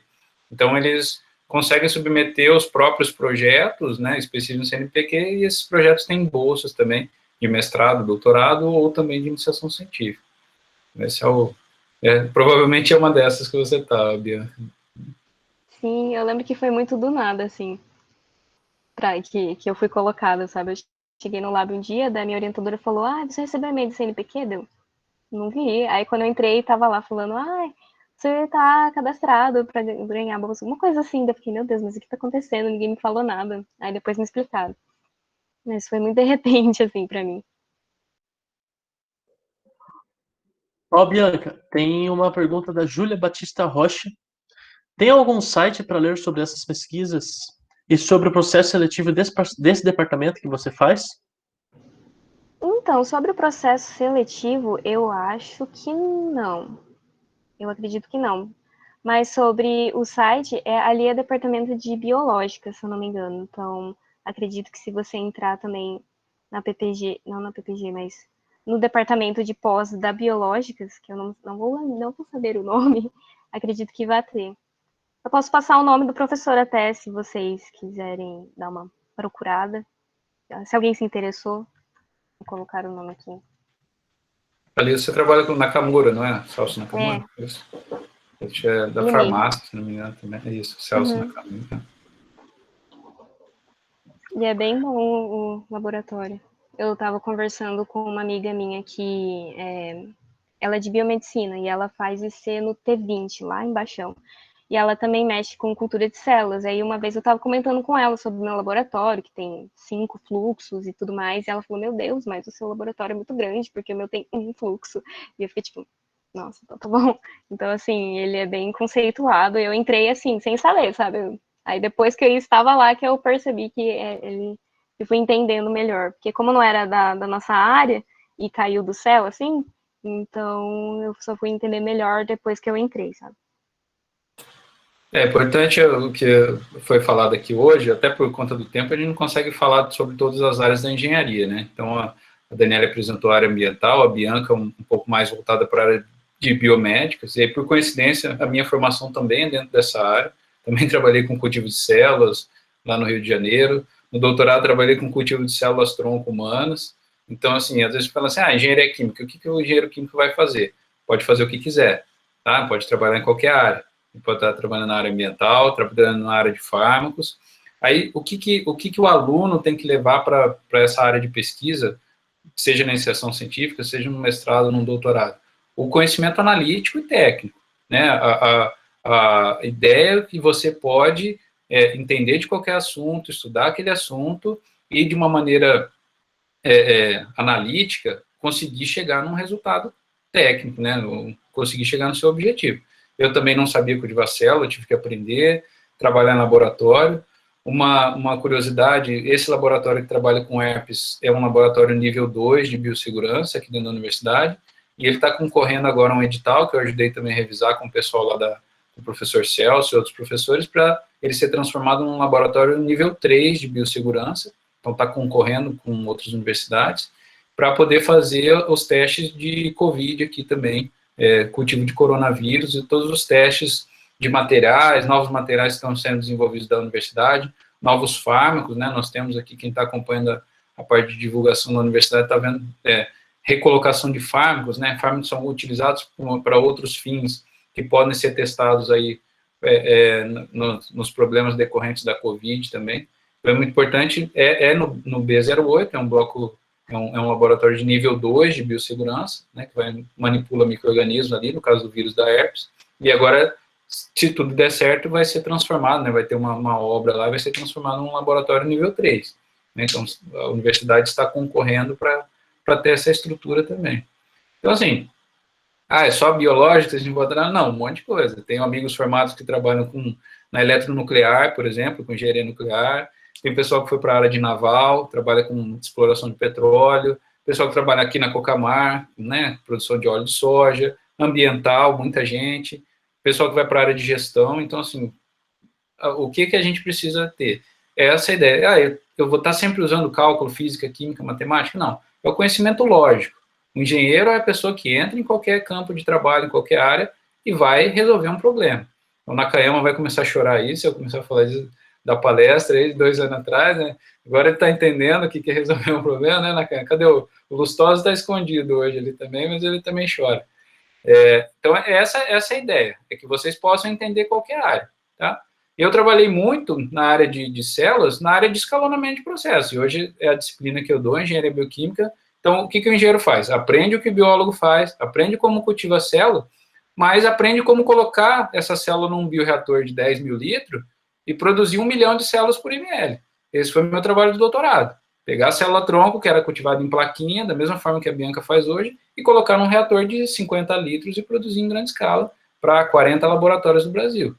Tá? Depois eu fui para a Fiocruz também, trabalhar com vacina, então, 2 anos e meio trabalhando com produção de vacina na Fiocruz. Eu sabia de vacina? Não. Eu entendia de vírus, entendia de bactéria? Não. É o conhecimento, a prática e o desenvolvimento.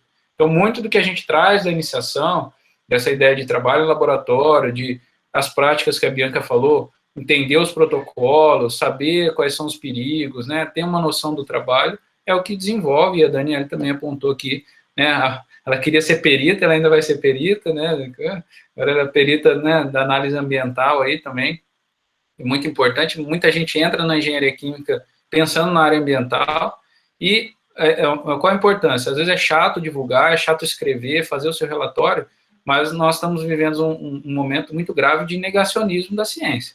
Então, a gente só vai conseguir superar esse momento se a gente mostrar para a sociedade o que é feito dentro da universidade. Para as pessoas não acharem que dentro da universidade a gente fica só ensinando, repetindo, e as coisas não saem daqui dentro.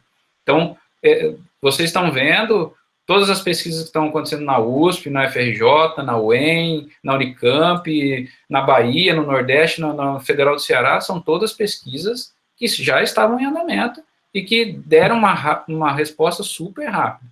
Nós temos grandes centros de pesquisa que estão fora de universidades também. Os exemplos agora, né, são claros, o Butantan, a Fiocruz, né, o Instituto Vital Brasil, Bahia Pharma, outras empresas nacionais que também pesquisam. Vocês também podem estar fazendo pesquisa dentro da indústria. Tá? Então, se a gente não tivesse essas indústrias, por exemplo, o grande exemplo hoje é a área de fármacos e de vacinas, nós estaríamos dependentes de outros países produzindo vacina para a gente. E hoje não, hoje nós estamos na linha de frente de pesquisas de 3 vacinas para a Covid. A vacina russa aqui no Paraná, a vacina de Oxford na Fiocruz e a vacina da Sinovac no Butantan. Então, se a gente não tivesse pesquisadores nessa área, não tivesse parque tecnológico, não tivesse biólogos, biomédicos, farmacêuticos e principalmente engenheiros que vão trabalhar no processo de escalonamento, né, a vacina é o quê? É replicar o vírus em célula. Se eu fizer isso em pequena escala no laboratório, são muitos testes que a gente tem aí, eu posso testar no laboratório. Mas se eu não conseguir produzir vírus inativado o suficiente para vacinar 200 milhões de pessoas, o processo para. Então, aonde que o engenheiro entra? Na produção em escala, na purificação em escala, né, desses processos biológicos. Então, essa é a importância aí lembrando dessa vivência que nós estamos tendo aí há 6 meses, da grande importância do engenheiro também. E mais um exemplo aí, claro, da importância do entendimento prático e científico.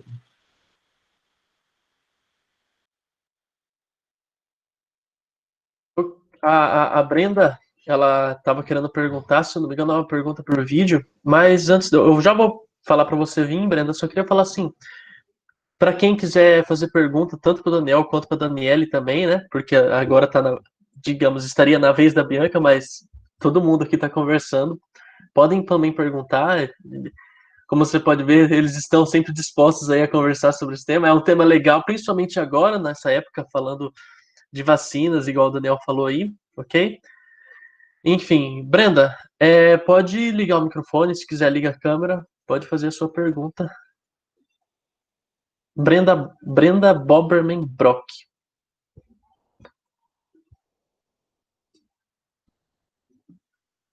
Só um pouquinho, tudo bem.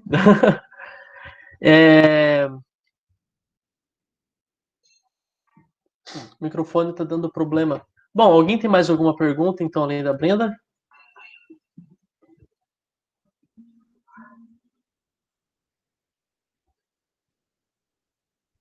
Queria dizer assim, então, que vamos esperar a Brenda ali.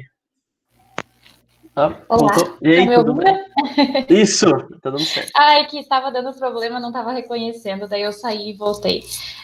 Boa noite, o meu nome é Brenda, eu sou caloura do primeiro ano agora de Engenharia Química. E a dúvida que eu tenho para perguntar, na verdade, é para todos, não sei quem vai saber melhor me responder isso. É que, assim, a área de pesquisa é uma área que me interessa muito, muito, muito mesmo.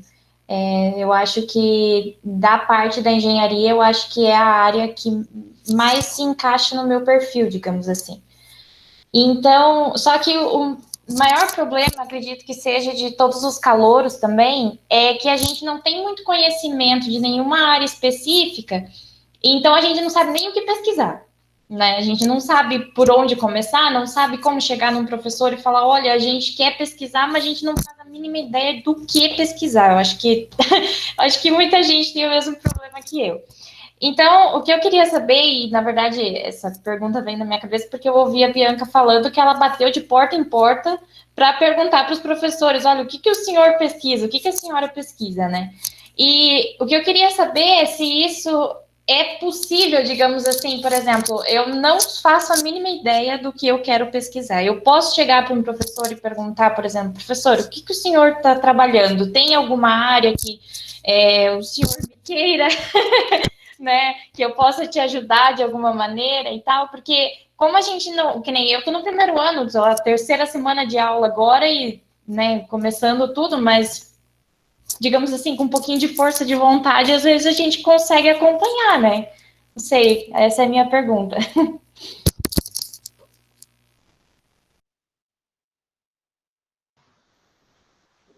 Posso responder? Quer falar? Pode responder. Bom, Brenda, como eu falei, o ideal é que vocês procurem os professores, tá? Como a Bianca falou, a iniciação científica serve para aprender, tá? A Dani também pontuou isso daí. Então, tentem fazer o máximo de iniciações que vocês conseguirem, tá? É claro, tem iniciações científicas oficiais são de 1 ano, então você tem esse período para trabalhar 1 ano. Então, pensando que você vai estar aqui entre 5 e 6 anos de graduação, né? 5 anos, se não reprovar em nada, 6 anos, se a gente tiver aí um delayzinho, alguma coisa, uma pandemia no meio, né? Alguma coisa. Não, espero que não tenha mais, tá? Mas o ideal, você vai conseguir fazer de 2, 3 iniciações científicas, tá? Eu pontuei na minha apresentação que eu fiz 3, mas eu trabalhei em outros. Eu trabalhei com o pessoal da química também, com polímeros, que era uma coisa que eu tinha interesse, com a parte de simulação computacional. Então, não foram oficiais. Eu ia lá no laboratório, tinha amigos que já trabalhavam em outras áreas. Então, a gente... o que você está fazendo? Acompanhava uma pesquisa. Você não precisa oficialmente estar lá. Claro, você tem que contactar o orientador, aquele professor, ele tem que saber que você está no laboratório.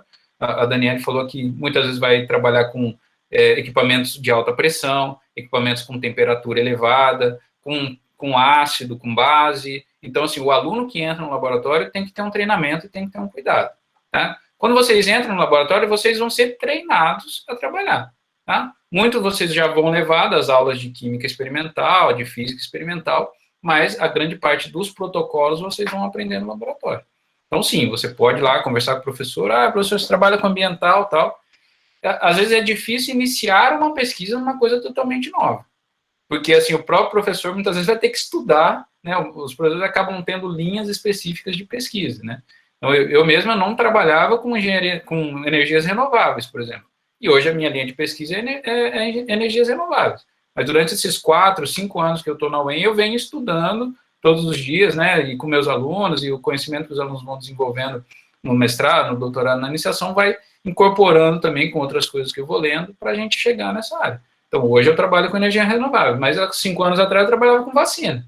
E eu fiquei durante 5, 6 anos estudando vacinas também para desenvolver. Então, vocês podem, sim, lá, conversa, e o AIC deve servir como um aprendizado, tá? Assim como a universidade. Tentem usar todo o potencial que a universidade tem para vocês, tá? Um exemplo grande, nós temos no departamento, nós temos professores com projetos com a Petrobras, por exemplo, grandes projetos com a Petrobras. Temos professores que trabalham com biocombustíveis, o professor Pedro tem um grande laboratório, né, parte de produção de biocombustíveis, tá? De biodiesel em geral, de outros combustíveis. Tá? O professor Lúcio, que trabalha com tecnologia supercrítica. Então, quando a gente fala supercrítica, é altas pressões, temperaturas ou pressões muito baixas, condições limites ali de formação de ponto de orvalho, de ponto de bolha. Então, assim, é uma área muito, muito ampla. Temos professores que trabalham com simulação avançada, né, simulação de processos avançados, catalisadores, também muita gente trabalha com catalisadores, com produção de carvões para a absorção de metais, de corantes, de contaminantes, a área ambiental, que é a área que a Dani trabalha aqui também, né, purificação de água, então tem muita coisa acontecendo, e as áreas são dinâmicas, às vezes o professor está trabalhando uma coisa hoje, no outro ano já vai mudando, assim, então, o ideal é vocês terem essa curiosidade, não precisam ter medo, os professores não mordem, igual alguns têm cara feia, igual eu, mas não mordem, o professor, né, às vezes não tem tempo, está meio corrido, tá, mas marca um horário de vocês conversam e vão se desenvolvendo, e aí muito se aprende no laboratório também, com o contato com os pós-graduandos, né, que hoje são os co-orientadores das pesquisas, são os pós-graduandos também. Então, muitas vezes vocês vão aprender mais com o aluno de mestrado e doutorado que está lá na bancada, na ponta da linha mesmo trabalhando, do que com o próprio professor que vai te dar aquela ideia inicial e que vai acompanhar o trabalho. A gente brinca assim, que eu tive alguns alunos de primeiro ano e segundo ano. Aproveita o que a universidade tem para te dar, sabe? Igual a Bianca falou, ela estava num projeto, ela não gostou, ela foi para outro. Então, você tem essa possibilidade. Então, no primeiro ano, realmente, você não vai saber muita coisa. Mas você vai aprender em laboratório. Quem trabalhou comigo, o pessoal estava, acho que no segundo ano, ninguém tinha tido ambiental ainda. Mas aí você vai aprendendo na vivência. E como o professor Daniel falou, geralmente os projetos de iniciação científica são aliados a projetos de pesquisa de pós-graduação. Então, você vai ter ali, o pós-graduando vai estar o dia inteiro lá no laboratório, ele vai te acompanhar, ele vai te ensinar do zero, e você vai sair fazendo as coisas, você vai aprender a fazer as coisas. Pode demorar um pouco, pode ser um pouco trabalhoso, mas vai te ajudar a entender como que aquilo funciona. E para quem já fez, é muito legal, porque depois que você, mesmo que você não tenha tido a disciplina, mas você aprende a fazer aquilo, quando você tem a disciplina, fala, puxa vida, é isso daí que eu estava fazendo no laboratório até agora ficou mais claro ainda. Eu entendi como funciona, eu entendi o processo e agora clareou. Então, você até ajuda no seu processo de construção do seu próprio conhecimento, sabe? E eu estava dando o exemplo dos meus alunos. 2 dos meus alunos, o que aconteceu? Uma terminou meu projeto de 1 ano, ela gostava do projeto. Ela falou, Dani, está me cortando o coração, mas eu quero passar para outra linha de pesquisa. Eu falei, vai testar outra coisa, vai ver outras áreas, porque agora é o momento de você testar e ver se você gosta. Quando você estiver lá no mercado de trabalho, você já tem que saber mais ou menos o que você gosta e o que você não gosta de fazer. Se você não sabe o que você gosta, tudo bem, mas sabe o que você não gosta. Por exemplo, eu não gosto de simulação, então eu não vou para uma área de simulação. Todas as outras áreas, para mim, ok, mas simulação para mim não, entendeu? E outra aqui que aconteceu, ela fez projeto de iniciação científica e falou, Dani, agora eu vou testar outra área, eu quero ir para empresa júnior. O que você acha? Eu falei, vai para empresa júnior. Outro vai para Inatos. Gente, aproveita. Tudo que a universidade tem para dar para vocês. Se está no primeiro ano, gente, vocês têm 5 anos para aproveitar de coisas que a universidade tem para dispor. Acho que ainda existe a IESEC, né? Tem a IESEC, o Enatos, tem o CAEC, tem a CONSEC, a iniciação científica. Na iniciação científica tem inúmeras áreas. Vai. Bota aquela máscara e vai conversar com o professor. Ou vai procurar os pós-graduandos que você pode conhecer. Não sei o que o professor trabalha. Gente, currículo Lattes. Depois eu coloco o link aqui. Procura o Lattes do professor. Lá no site da EQ mesmo, do departamento, vai ter o nome completo do professor. Se não me engano, tem até um link, você clica, já sai direto no Lattes. Você vê a linha de pesquisa do professor. E aí consegue conversar com eles. No pior das hipóteses, procura um pós-graduando, que ele vai te ajudar nisso também. Os alunos que ficaram comigo, eles conversavam com a professora mandava para mim. Então, até a parte do processo seletivo, que vocês perguntaram, né? Se existia, se é por nota, vai muito geralmente da conversa, sabe? Para você ver, a minha orientadora falava assim, ver no fundo do olho branco, assim, se a pessoa está interessada mesmo, tá, vai ter garra para ir até o final. E aí você vê o interesse da pessoa, igual você já tem interesse por isso, sabe? Por que não a pessoa não vai te pegar nesse período, né? E é um período de experimentação, experimenta o máximo que vocês conseguirem, gente, de verdade, experimenta, vale a pena. A pós-graduação, o PEC, né, o Programa de Pós-Graduação em Engenharia Química, tem seminários anuais, infelizmente já foi o seminário desse ano, onde todos os alunos, nós temos mais de 100 alunos aqui de pós-graduação na Engenharia Química, apresentam lá 15 minutinhos do seu trabalho, o que está desenvolvendo, em que fase do trabalho está. Então, assim, para o ano que vem, talvez seja legal, né, até vou conversar com o coordenador da pós-graduação, que é o professor Marcos, para divulgar também, dentro da graduação, seminários. E nós vamos ter agora, no próximo mês, agora no final do ano, o EAIC e o EAIT também, que são as pesquisas de iniciação científica. Por ser online, talvez seja interessante, talvez vocês consigam assistir. Geralmente, quem faz iniciação científica, quando não é em Maringá, tem que se deslocar até a cidade onde vai ser o evento. Talvez vocês possam se inscrever como ouvintes e acompanhar também. Né, são os encontros anuais de iniciação científica, onde todos os alunos de iniciação apresentam seus trabalhos. É interessante também.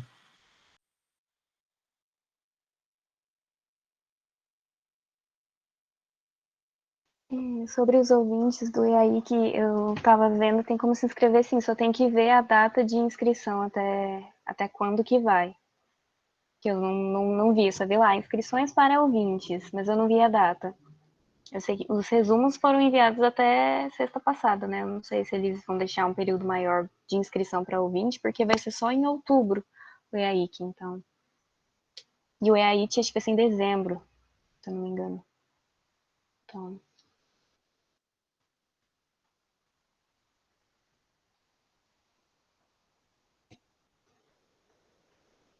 Muito bem. A Giovana Gatti.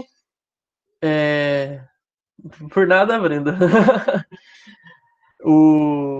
A Giovana Gatti Alves, né? A Giovana Gatti, ela perguntou se os professores estão pegando novos alunos agora na pandemia. Eu vou falar. Giovana, tá, assim, cada professor tem os seus projetos próprios, tem professores que já foram ou não. Para PIBIC e PIBIT, as submissões já foram, né? Inclusive, os alunos já vão começar a partir do mês que vem a receber bolsa já de novos projetos de PIBIC e PIBIT. Para PIC, nós temos aquelas 4 submissões anuais que eu passei, depois eu posso passar para o CAEC, que eles divulgam lá no site do CAEC também, é um edital permanente. Então, assim, alguns professores têm projetos novos começando, vocês podem conversar individualmente, eu não vou saber falar aqui quais.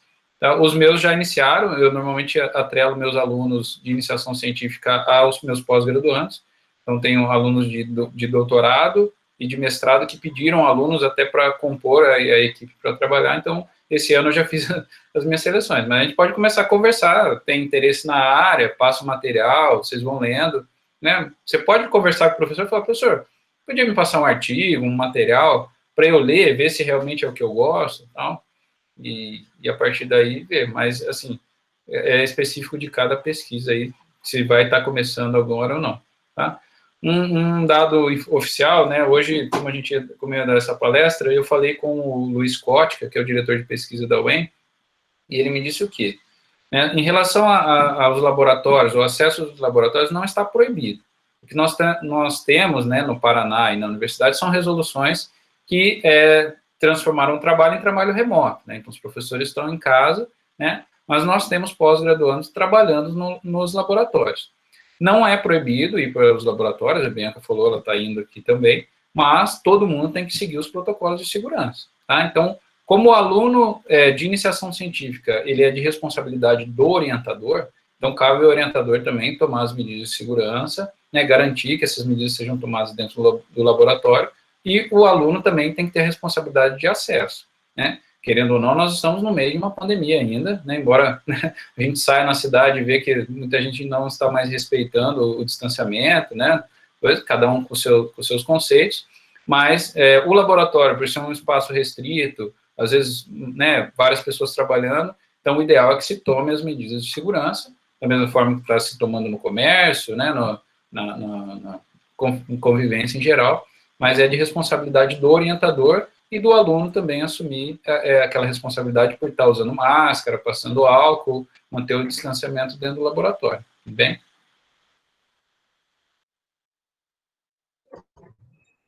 Agora uma pergunta da Maria Clara. Existe uma carga horária semanal para cumprir a IC? Em geral, a IC vai contar aí de 12 a 20 horas semanais, tá? Mas, assim, o aluno não vai cumprir toda essa carga horária dentro do laboratório. Ele vai estar revisando artigo, vai estar escrevendo, e ele vai acabar se dedicando à pesquisa, né, indo ao laboratório, nos espaços, né, nas janelas de horário que ele tem entre as disciplinas da graduação, tá?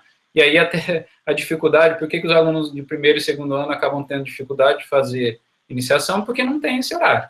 Né? Às vezes o cara tem um dia de manhã e na segunda-feira e um dia na sexta. Aí ele vai, né, fica 5 dias sem ir no laboratório, então acaba que ele não vai ter muito tempo para trabalhar nos 2 primeiros anos, mas depois acaba tendo mais horários. Né? Em geral, vocês que entraram no primeiro ano, vocês vão ter 3 horários, né? Turma A, B e C, né, que vão intercalar. Aulas de manhã, laboratórios à tarde. A partir do segundo ano, é só A e B. Então, normalmente, aulas teóricas num período, aulas práticas no outro período. Então, a partir do segundo ano, nós temos turma da manhã e turma da tarde, invertido esses horários, até para que vocês tenham esse tempo livre para fazer iniciação, para trabalhar numa extensão, na empresa júnior e por aí vai.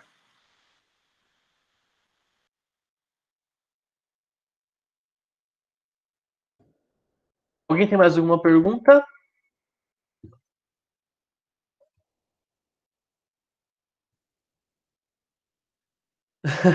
É a nossa ansiedade de calor para querer fazer tudo, a Carolina falou ali.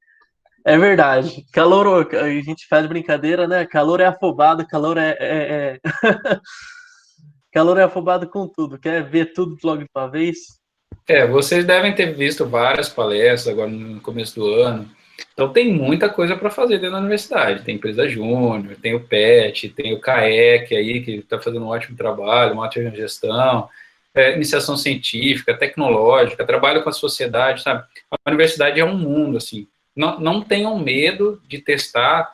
É o que eu falei, querem fazer música? Vai lá no departamento de música. Quer aprender anatomia? Vai lá na farmácia, vai lá na microbiologia, na física, tem ótimas pesquisas na física, com cristais, na engenharia elétrica, nós temos ótimos professores, né, dentro do nosso próprio departamento, trabalhando com indústria 4.0, né, que é uma ideia que a gente tem de integrar também algumas disciplinas de indústria 4.0 na graduação de engenharia química, simulação, a parte de automação industrial também, que é muito importante. Tá? Então, procurem. Tem alunos que vão na matemática, né, tem o Nakayama mesmo, é monitor na matemática, né, não monitor não, você é preceptor. Mas acabou meu contrato já. Acabou o contrato. Já. Era um ano. Aí... Então, tem maluco que gosta de matemática, aí, vai lá também. Então, existem projetos na história, na filosofia, então aproveitem a universidade, usem a universidade, não queiram sair correndo, também fazendo tudo ao mesmo tempo, que aí o que acontece? Vocês acabam prejudicando a parte de ensino, a graduação. Então, o ideal é que vocês levem as disciplinas da graduação da melhor maneira possível. Professor, eu preciso tirar 10 em tudo? Não. Aprendam. Usem a universidade para aprender, tá? Eu gosto de falar para os alunos, eu reprovei cálculo 2 também, não é vergonha para ninguém, eu fiz de novo, aprendi de novo cálculo 2, tá? Ah, professor, o senhor está falando para reprovar? Não estou falando para reprovar. Estudem, se dediquem. Mas a reprovação acontece, tá? O curso é difícil, se vocês consultarem, nós não nos comparamos com outros cursos, mas, em geral, os guias de cursos colocam a engenharia química como um dos cursos mais difíceis do mundo, de todas as graduações. Então, aí, comparados com física, com engenharia nuclear, até com a parte de arquitetura, que envolve tanto engenharia quanto conhecimento teórico, histórico, né, um pouco mais de cultural, digamos assim. Então, é um dos cursos mais difíceis. Então, A maioria que entra na engenharia química gostava de matemática, gostava de física, tirava ótimas notas no colégio, quando entra na faculdade, toma aquela cacetada dos cálculos da física, mas é normal. O engenheiro vai sair daqui para resolver qualquer tipo de problema.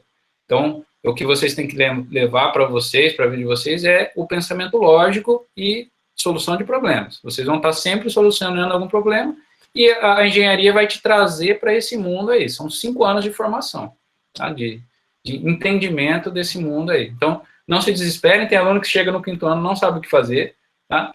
Uma outra sugestão que é super legal, eu nunca vejo ninguém assistindo defesa de estágio, tá? Todo ano nós temos entre 70 e 90 formandos que fazem estágio e voltam no final do 5º ano para defender os seus estágios.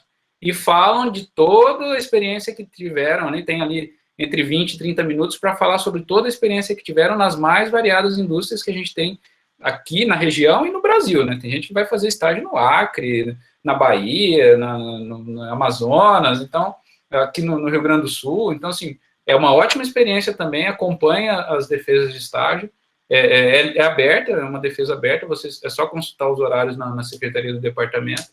Vocês também podem ter ótimas ideias aí sobre o que fazer na vida de vocês aí, que área que vocês talvez gostassem mais de trabalhar.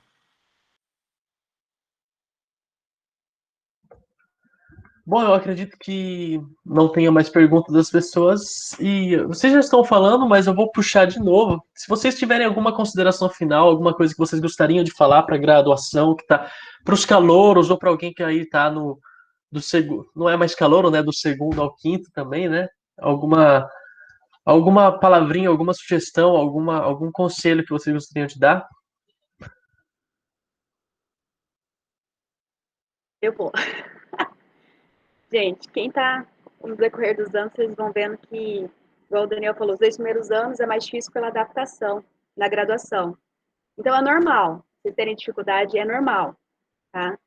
As notas caírem um pouco, é normal. E a partir do 3º ano, vocês começam a ter mais contato com a engenharia química. E aí que vai ficando mais gostoso.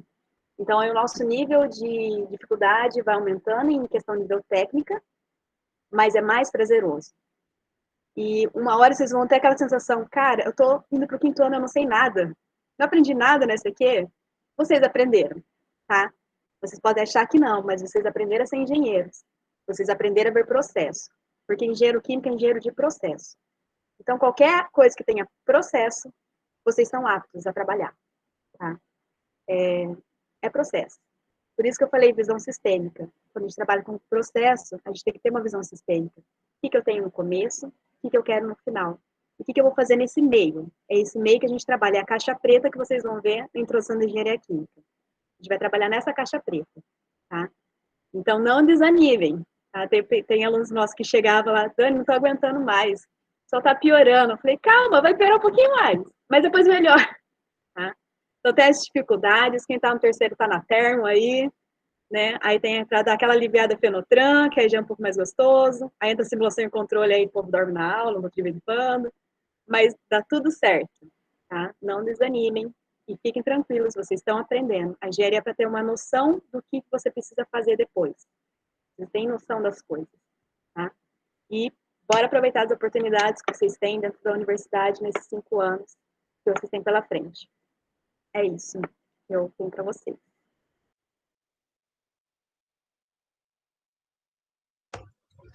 Então, ótimo, obrigado, Daniel, por falar.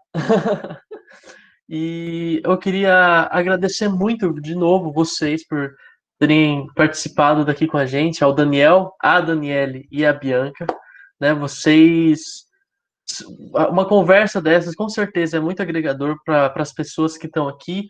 Vou citar o seu nome, Brenda, você mesmo que tem tanto interesse na área de pesquisa, igual você falou, com certeza isso é muito bom para você. Eu espero que tenha sido, né?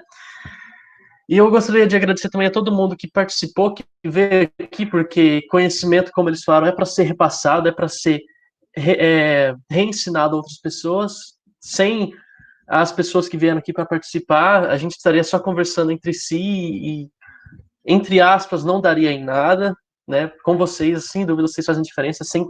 É sempre bom ter gente para a gente poder ensinar e repassar conhecimento, né?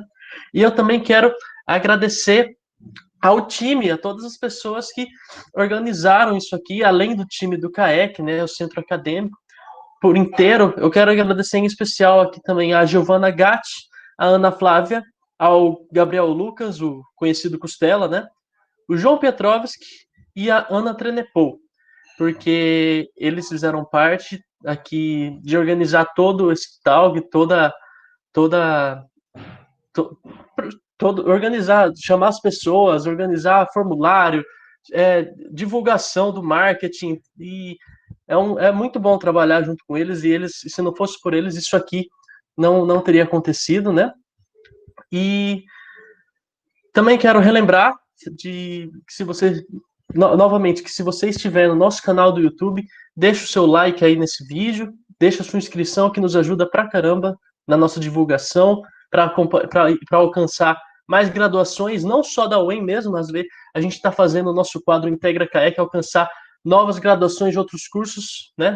Espero que isso chegue em outras pessoas, além da nossa graduação, porque, igual eu falei, conhecimento é para ser repassado, né? E segue a gente também no nosso Insta, no Instagram do CAEC, o @CAECUEM, que lá tem outros projetos, lá mostra todos os outros projetos que a gente está realizando também nesse tempo de pandemia, né? Que a gente está fazendo agora tudo longe. Espero que a próxima vez que isso for acontecer, a gente consiga se encontrar no auditório menor do C67, porque tudo presencial, todo mundo juntinho lá, sem ter medo de pegar nenhuma doença, né? Enfim. E é isso. Agradeço de novo a todo mundo que veio e tchau, tchau. É isso aí.